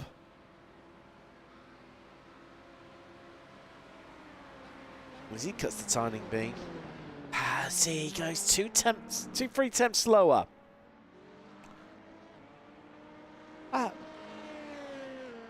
BRT Benson. Thank you. Been another great watch. What are we talking here? Tagore, Jamil, Casio. Other watch brands are available. Oh, hold on. Ooh, this is a bit close here. As Bottica, after leaving the pits, is now stuck in a duel with the Corvette of JD Sim Racing. Finally have something to watch. It's going to actually, well, mean something. I mean, I'll still keep half an eye on what's happening between Lindsay and Brown, but this is looking very spicy indeed. As moving to driver's left comes the McLaren on the Corvette. As we head across the start-finish line down towards turn 1. GC's behind. That's the Mustang running fourth behind these two, coming round to lap them. So we've got both the Porsches of 88 Tech and simcoach.co.uk, I believe. No, that is going to be, I apologise, the Porsche of Over the Limit Racing. Yeah, that's 747 just in the background, I believe. And Dean Collins, simcoach.co.uk, blue. The other one.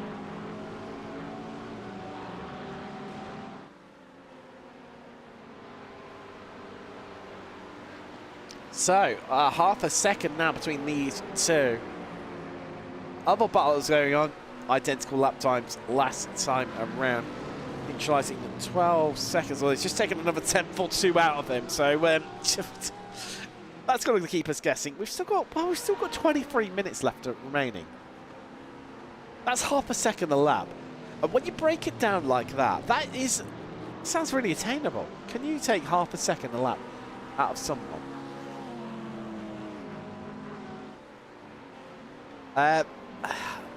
Benson, a man off my own heart. Let's go tag. Damn right. Rolex. What about them? How can I forget about them? Oh, that's a bit cheeky. That's a little bit cheeky. Copeland giving Kontos the push along there as Kontos dives into the pits. Team manufacturers helping one another out there. Ford and Corvette. Well, as that's come into the pits now, that means Bottika's pretty much secure of that one. Team Potato sail on by. Oh, that. Well, there you go. Oh, oh no. Don't think. Oh, was the push from Copeland? Well, they would have got surely a 0x for it. Enough to push that car over the edge, because totting up a 0x's sometimes can be a bit of a factor. To me, that car just had to take a drive through.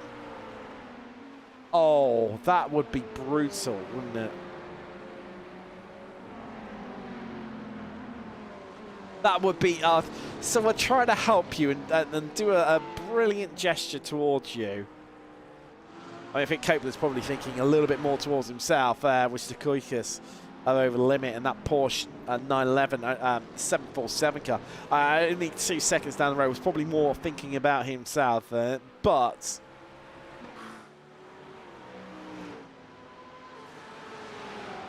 there he goes. Unable to get past the Simcoach Blue car of relative ease. Yeah, the 7 there, Dean Collins.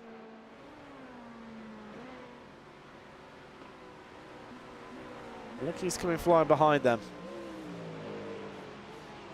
Third place, LMP2.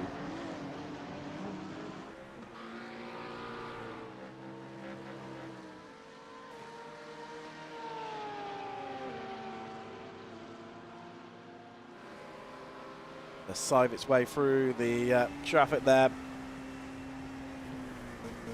Flashback surely to earlier on in the race where GT pulled out and sent him spinning straight into the wall, also taking with them the Michael Sembra of JD Sim Racing in the McLaren.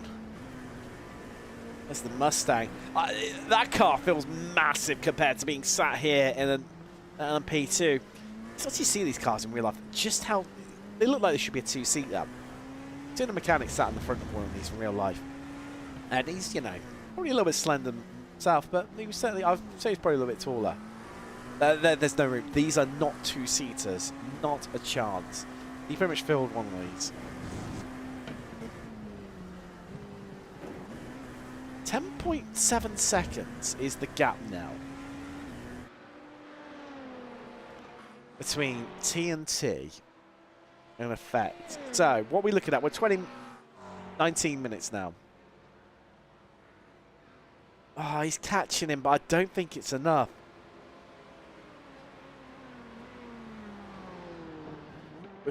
In fact, he was a second slower last time around. Traffic is playing a part here. So, I'll tell you what, this is probably as good a time as any to throw up a track map, isn't it?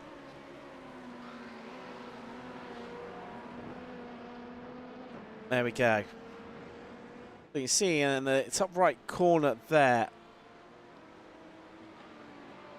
3 in.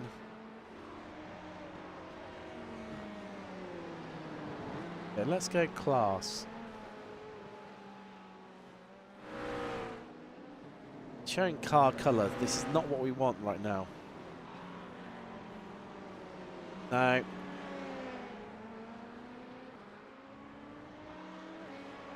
Let's go. That's probably a little bit better. So, the 906. Where is that? I hear you cry. It's heading across the start-finish line now. They're coupling a little bit of traffic. So, yeah, oh, dart down the inside for Brown there. And look, this gap's dipped down into the below 10 seconds. It's 9.1. And as they cross the line, that was 1.5 seconds. In fact, over that, 1.6 seconds faster last time around for Lindsay. And it's probably this bit of traffic in front of them. Cost them that bit of time. Standard Nomad. There, and Effect Simulation, I think, is that. There's Anstis in for Team Potato late on. Oh, that gap's gone below 9 seconds. It's now 8.8 seconds. I told you, it's that traffic. It's going to be defining. Now, what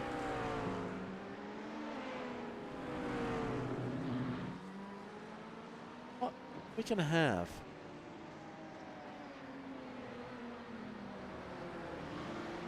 Oh. What are we going to have here? I mean, 8.5 seconds now, the gap. Okay. That is... Yeah, still on target for half a second, but as late great Murray Walker said, judging people is one thing, passing them is something completely different altogether. TNT pass 88 Tech Porsche across the line. It's 4/10 faster. It's still faster though. It's still heading in the right direction.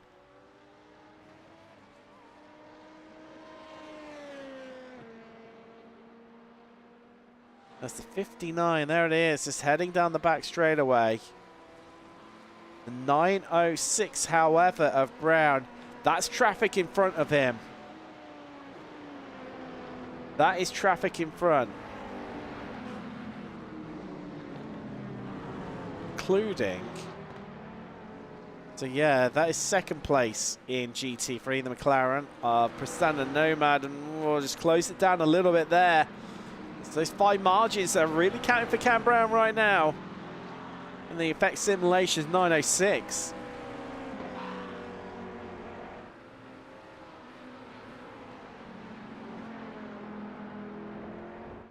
Closing in here. Thank you. Commentary's been excellent. It's bullshit. Don't lie. But, ladies and gents, we have got a race on our hands here. After 2 hours and 45 minutes of just filler, you know, it's just all been building to this. It's a crescendo.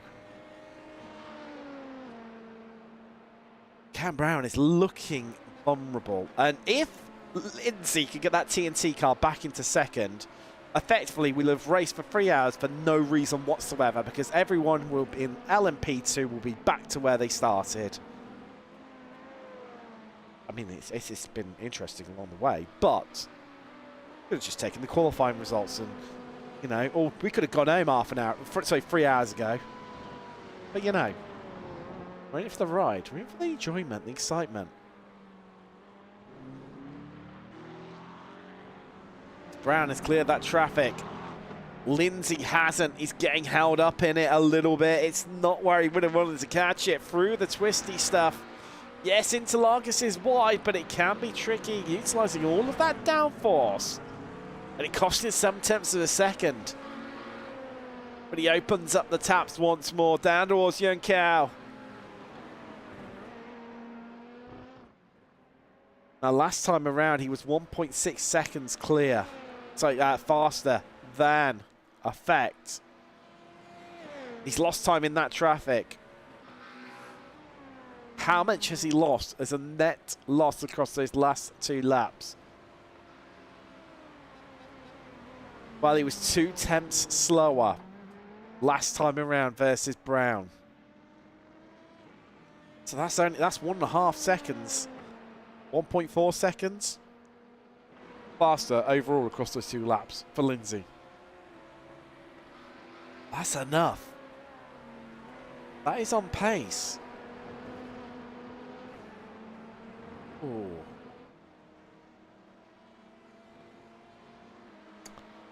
Fortunately, we've got to wait another 12.5 minutes to work this one out. And actually, when I say that, 7.16 seconds too much. It's now, well, as they say that before my eyes, the gap just drops down below 7 seconds. It's back up above it. It's what has Brown got in front of him?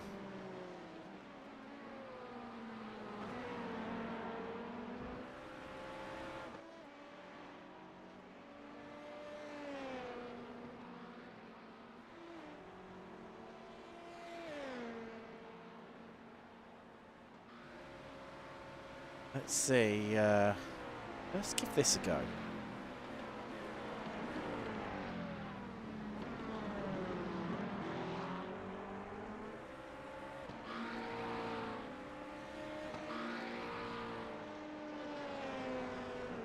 Show this.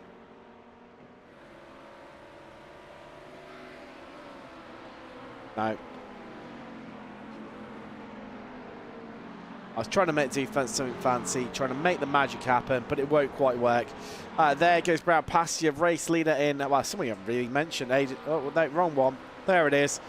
Persona Nomad, 57, 22 seconds clear. Aiden Chatbot back in the car. Great first stint. Back in for the final stint in the race.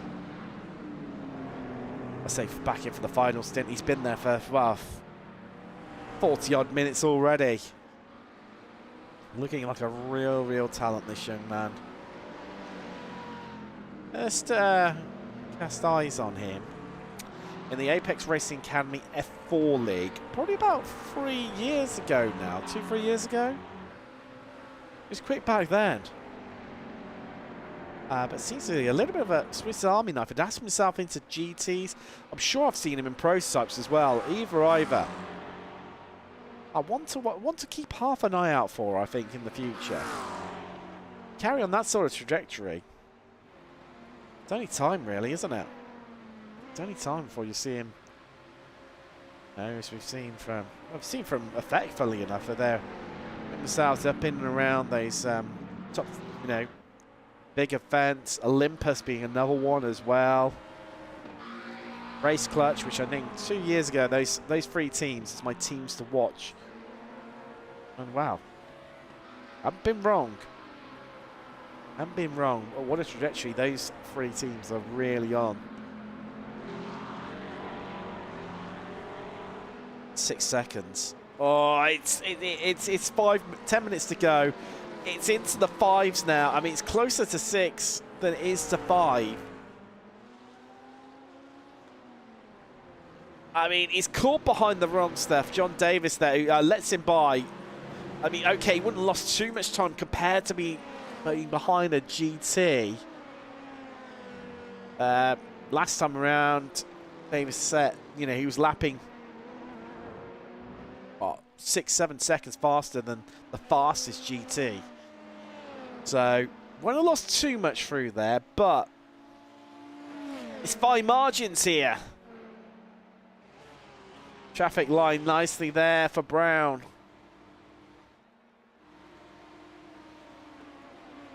Is it going to be out for Lindsay? It's 59 versus 906. And you can see there, it's the length of the center S's. That's the difference between the pair of them. Look down the end of that straightaway. You will see an Effect car being driven by Cam Brown.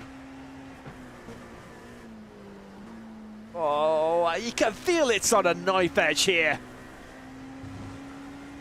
Through the scene at Interlagos, past the JD Sim Racing. Oh, as that felt, well, neutral handling there. A 4-wheel drift through the corner. 5.5 seconds. Let's look behind from the Effect Simulations car. There it is. There is the TNT car. The inside of, well, that's the simcoach.co.uk Porsche, which after its spin, a collision and ending up in the wall, it's really put Pater. What's going to be a solid result for them? But it's 4.7 seconds, the gap. That's what we're down to now.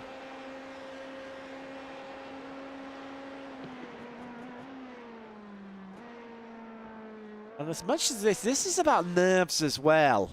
Who can hold this one together? The pressure is on TNT and Benjamin Lindsay. But as you see in the background there, trying to pick his way through past Simcoach, past the wrong stuff. It falls nicely for him, and it was last time around 7 tenths faster for TNT. 7 minutes remaining. And the 59. Oh. Can he catch him? Can he pass him? Place your bets now, folks. Brown, oh, he's stuck in a little bit of traffic mid-corner, and he's stuck behind him even more so.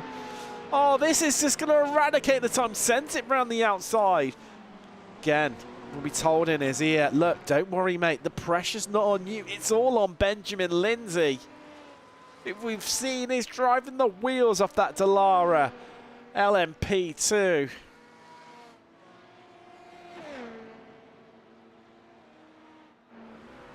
And now it's his turn to get stuck behind the traffic. Behind, that's the over the limit. Porsche 911. Justus Stoikoikis on board that one.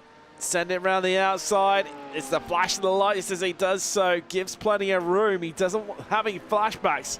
What happened at the start of this race for Lindsay? It's 3.4 across the line. He was 1.2 seconds faster last time around against Cam Brown. It's, well, 5.5 minutes now to go. It's 3.3 seconds the gap. It's building. It's happening, folks. It's 3 seconds the gap. As Cam Brown, more traffic. He's catching it in all the wrong places, and it's falling into TNT's hands right now. It's 2.7 seconds, and look, they're pretty much in camera shot together as TNT try and plow their way through, try and claw this back. It's 2.6 seconds, the gap. And he's still on course with 5 minutes remaining. Make it half a second per lap is what he needed to gain to catch him. But that won't be enough to get him past. And you know, as soon as he meets Cam Brown and that effect 906, the American will be making it as wide as possible. Well, I say the American, they're both American. It'll be Brown who will be making it as literally the width of the track wide.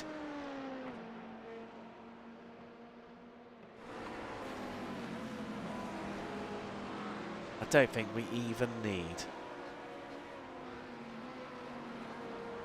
That affect things? No.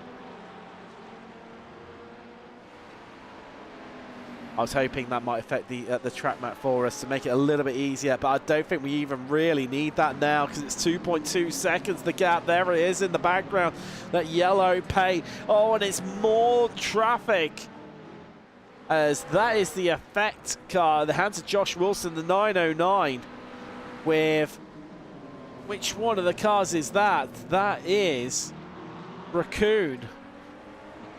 They both move out of the way. Now, does Lindsay get the same treatment as this 1.6 seconds? But will it matter? Because he's going to get them out of the exit out of Young Cow. They'll run out wide. They'll shut it down. He'll thread the eye of the needle. He'll go wide. He'll get through. But it's grown the gap. It's up to 2.1 from 1.5. It cost him a little bit of time. It's where are we now? Well, Bamba, interestingly, our leader, he's 1 minute and 10 up the road. So he's the best part of a lap. So this could give these guys an extra lap here. Pretty well, it will pretty much. There you go. We're looking at Lindsay, but Brown is in the foreground. A shot is 2 seconds dead here. And there's 3 minutes left. The net gains are working in the favour of Lindsay. Brown's got clear. Oh, he's got a clear track in front of him at the moment. It's time to open up the taps, Cam Brown. It's time to dig deep. It's time to find everything you've got. You can't leave anything on the table because Lindsay isn't, that's for sure.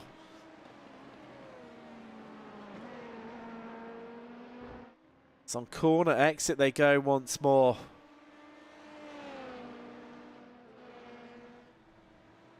The run to the line. And if they can keep away from the traffic, that seems to be Brown's weakness right now. Suck of the times across the line. And from Brown, well, it's a 1:25.55 versus a 1:24.69 from Lindsay, and it's down to 1.3 seconds. We've got 1 minute and 30 seconds, 90 seconds. Where is Bamba, though? He's heading through the center S's. Is he? Quick maths, Timothy, quick maths. Right, let's try and pick up someone who's coming across the line. I'm not sure. Right, Dean Collins. Is Barney waving the white flag? No, he's not. No, he's not. Right, okay. So, Bamba's got 2 laps to go. That means, including this lap, that means these guys have got 3 laps, including this one. And it's under a second. There is Lindsay. And he's in slipstream range. And time is on his side now. Oh, that was slidey and all. And he loses the time on exit. He loses 3 temps. Those tyres cannot have any life left within him. In fact, it's cost him more than that. It's 1.4 seconds across the line. But Bamba is coming out of the last few corners, and there's a bit of traffic ahead of him. That's one of the JD Sim Racing cars. Who is that? Is that Contos? No, it's not. No, it's not. That means it's the other one. It's the McLaren, isn't it? That'll be Michael Sembra, he's done well, to be fair. He's recovered back up to 11th after running at the back for so long. Moves out wide to allow TNT through, and that just gave a few more temps. Bamba's across the line. He's surely going to be on the final lap now. He's surely... I'm trying to pick out someone who's going to come back through. Dean Collins, you are my go-to guy. There you go. White flag is in the air. There is 1 to go, but for these 2, it's this lap. Then they're on to the final lap, and it's under a second. But we've been here before. Lindsay pushed it so hard out of Young Cow that he lost himself about 4 attempts. But he's closer this time. It's 8 attempts. It's 7 attempts. As Brown looks nervous on the exit, Lindsay plays it calm. It's 8 attempts of a second. The run to the line. They're going to take the white flag. It's going to be 1 to go. 1 last chance. And as Brown just got enough in front to hold off from allowing Lindsay to bring that TNT Racing LMP2 back from the death, as he's looking a little bit slow. This checker flag is out for Bamba. He's going to win round 3 of the championship, but as much as we love you, Simon Bamba, that's where we don't want to be looking, because it's 4 attempts. It's 3 attempts for the second. The run down to Young Cow, down to Red and Boston for the final time. But Lindsay's got more opportunities. There's still chances. That is the beauty of Interlagos. He's got that run to the line. He's got a couple of more tries through the twisty bits. So head through Ferradura for the final time. There's a McLaren in front of them. That's one of the old Dusing cars ones. Who is that? That is going to be Darren Sharples. He's a safe pair of hands. It's going to play into the advantage as well. Benjamin Lindsay is the closest you like. Sharples darts out of the way. Bit of understeer. And that's cost him 3 attempts. That's cost Lindsay 3 attempts. Cam Brown now leads through Young Cow with 6 attempts. It's 5 attempts. The wipers are on. He understeers. He slides. It's gone. It's gone. Cam Brown is going to hold on by the skin of his teeth. And he is going to bring out 2nd place for a 1-2 for effect simulation. And Benjamin Lindsay just needed 1 more lap for TNT. Other stuff, Aiden Shadbolt's won for Prestanda Nomad. Well, that's no surprise there. There's smoke down at turn 1. What a finish. You go 3 hours, and it comes down to that, the final lap. I tell you, it's a good shout. What a recovery from him, from pretty much being stone dead last at one stage. Wow.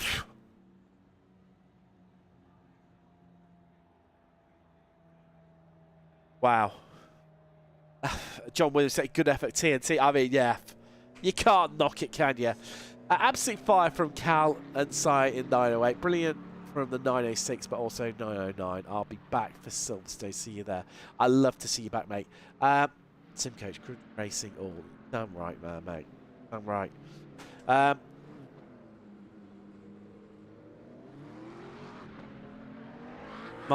All that talking, who's revving it up? We need some burnouts. We need some donuts, people. That's what we really need. Lovely photo up there for Sim Racing Raccoon. Raccoon Sim Racing as well. I tell you what, let's slow it down for a slow-mo while we look through the results. We're going to chat to some of the drivers soon. That is... I've clearly clicked on the wrong button. Let's go official. No, I've done the wrong ones. I've clicked on the wrong one. Let's go overall. That's the right thing. There you go. There you go. Confirmation for you. Effect Simulations 908 win here in round 3 of the simcoach.co.uk Autumn Endurance Championship by UKSR. 906 Effect Simulation holding on the end there. Benjamin Lindsay just all went slidey. Those tyres were screaming come the end of it. And, well, I think just one more lap. They could have played it a bit safer, but what an effort from the American. What an effort to get it. Well, to back up into third. So that was well down that car, let alone to nearly sneak back second place. GT3 Prasanda Nomad 57. Well, they just cleared off into the distance, didn't they? Yeah. What more can you say about them? Let's split out GT3 in just about there, winning margins there. The 56, but that is in terms of recovery drives, that's one of my drives of the day. There's been quite a few of them, to be fair. It's been all or nothing realistically. So I forgot to mention Raccoon Sim Racing and Wrong Stuff, 4th and 5th in LMP2. Yeah, 57, 50, it was dominant. Played it, yeah, great stint, opening stint by Aiden Shadbolt, and just never looked back from there. It's a repeat of what happened, last round at Sebring. At the 56, great recovery from them, as I mentioned. Simulations, well, finished up 2 places, having started 5th. So, got to be happy with that one. A place on the podium, but 1 lap down.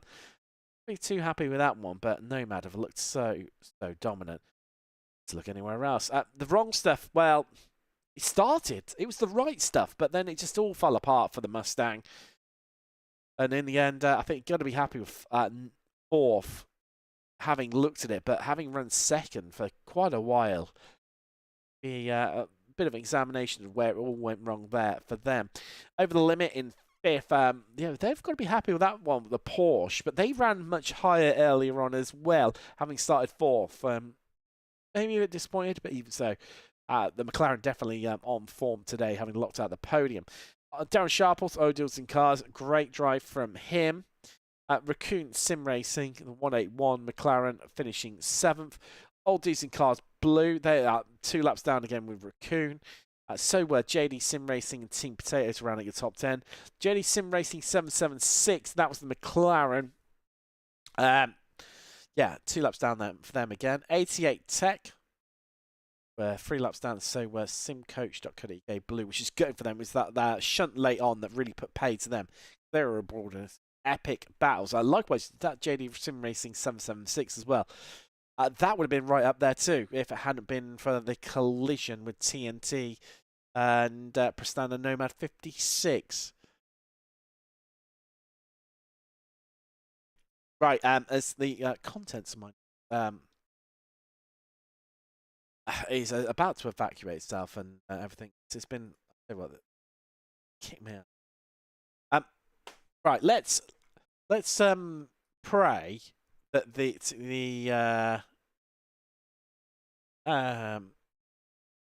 Discord gods are on my side and don't mess around with stuff. as I just shuffle things around now, and to make my life a little bit easier for when I invariably get this one wrong. We're going to have a little chat to some of our drivers now.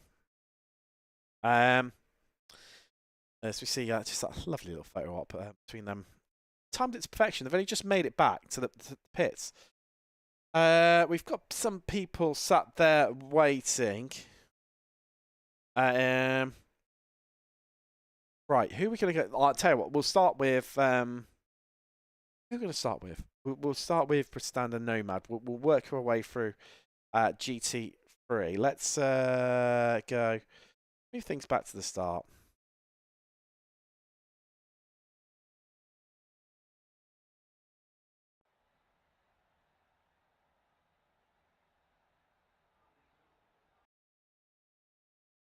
Oh. Okay. Then we're going to go... I'll tell you what, let's go past the first few laps and then we'll... way up. There we go. We're getting there in the end. Oh dear. Right. Right, ladies and gentlemen, let's have there we go. We've got the right screens kicking in now. Let's have a chat to Aidan Shadbolt first of all. Let's hope it's going to work. Aidan, are you there?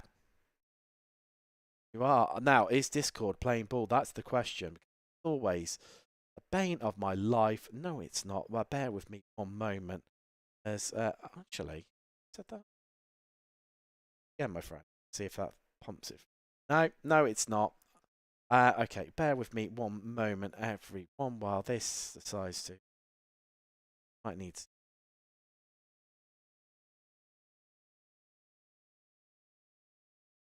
Right, bear with me one moment. I'm going to change so you don't have to see my ugly second. Right, let's sort this out quickly.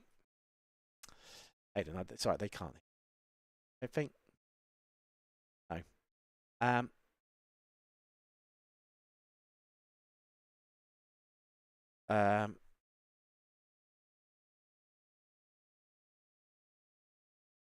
Source.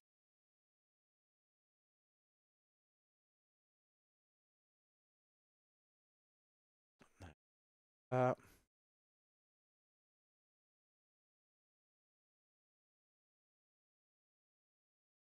I just love when stuff just doesn't work out. Let's see. Panel. Right, now, hopefully, I'm hoping I just go like this, and then add that, and then like this, hopefully, might be able to hear you now. Right? Hello? Yes! Yeah. Success! Fantastic.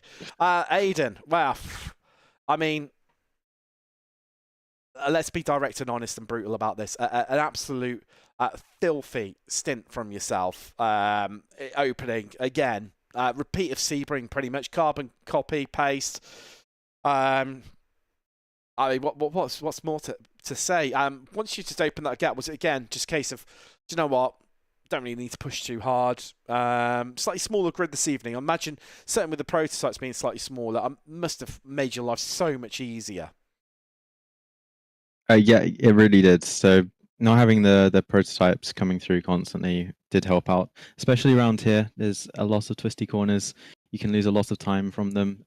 So yeah, it was helpful. But as you said, it was a race that we didn't have to worry too much. We came in knowing what we needed to do, and I think, perfectly executed that. And yeah, at no point we were really that worried. We weren't just cruising around like we were in Sebring it towards the end. We were still pushing and making sure we were putting the laps in, but that was only because we didn't need to fuel save at all this race. No, I mean, it is one of those slightly easier tracks to fuel save at as well. You know, you've got plenty of braking points and, you know, places you can cruise it around. I mean, the sister car, Mateus was in, I did see was in there, but he's disappeared off. A much more eventful race for them. How much were you aware of what was going on behind you? We had them in our voice chat the whole time, so we were working together as much as we could. and talking to each other. So yeah, they had an unfortunate start, but recovered really well and had excellent pace. They were either matching or faster than us, quite frankly. Well, yeah, I was gonna be on the next point. I mean, the pace that they were putting on, as you said, was absolutely electric and amazing. If they hadn't have had, the incidents earlier on, I know they didn't get the best start, and then, had a bit of contact in the midfield as well. Would you have been a little bit worried, quietly concerned, shall we say, if they've been right up with you from the very start? No, not at all. We expected them to be with us, but unfortunately they weren't. But the plan was always for the 57 car to be ahead, considering they DNF'd last week or the last race.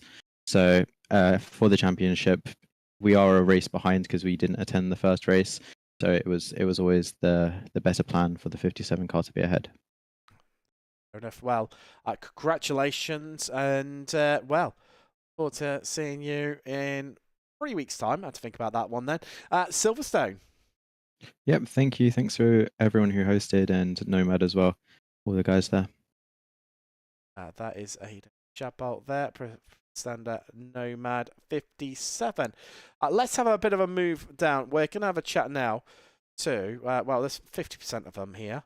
James Ibram not, but Cam Brown is. Cam, as that race started to close out, do you require new underwear? Because I tell you what, it didn't seem to matter what happened to you. The traffic didn't go your way. It was just that time was just disappearing every single lap. I got a bit sweaty towards the end.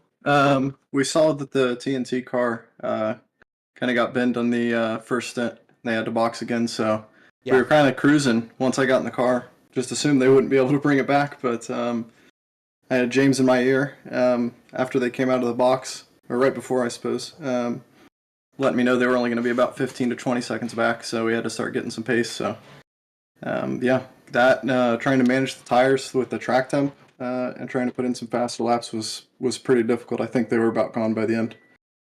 Yeah, I mean, I could see, obviously, not that you, I'm sure you had James half telling you, but I mean, come the end of it, TNTs were completely shot. I think their penultimate 2 laps from the end, they just four-wheel steered and drifted through Young Cow, and then, come the end at the final lap, trying to make a lunge at you, just all went wrong for them, and they backed out of it. I mean, having sort of said that, I mean, I know iRacing can emulate its weather to real life. Were you much happier that you had the track conditions that came with this session versus what they've got going on in real life at the moment, which would have been torrential rain? Yeah, probably so. I don't have a lot of experience in the wet, so I was quite happy with the. You wouldn't have had to worry about your tire temperatures and No. that side of thing. And managing that, but I think you probably, like I say, probably been slightly bit easier. It was like that. Yeah, I think so. Mega drive from the TNT guys. So that was crazy to bring it back to P3 and then to almost catch us up. That was awesome. Definitely. I mean, I was genuinely surprised by it. I'm sure you were as well. But congratulations and good luck for 3 weeks' time when we see you at Silverstone. Yep. Thanks, Tim. At all. Right, that is Cam Brown there.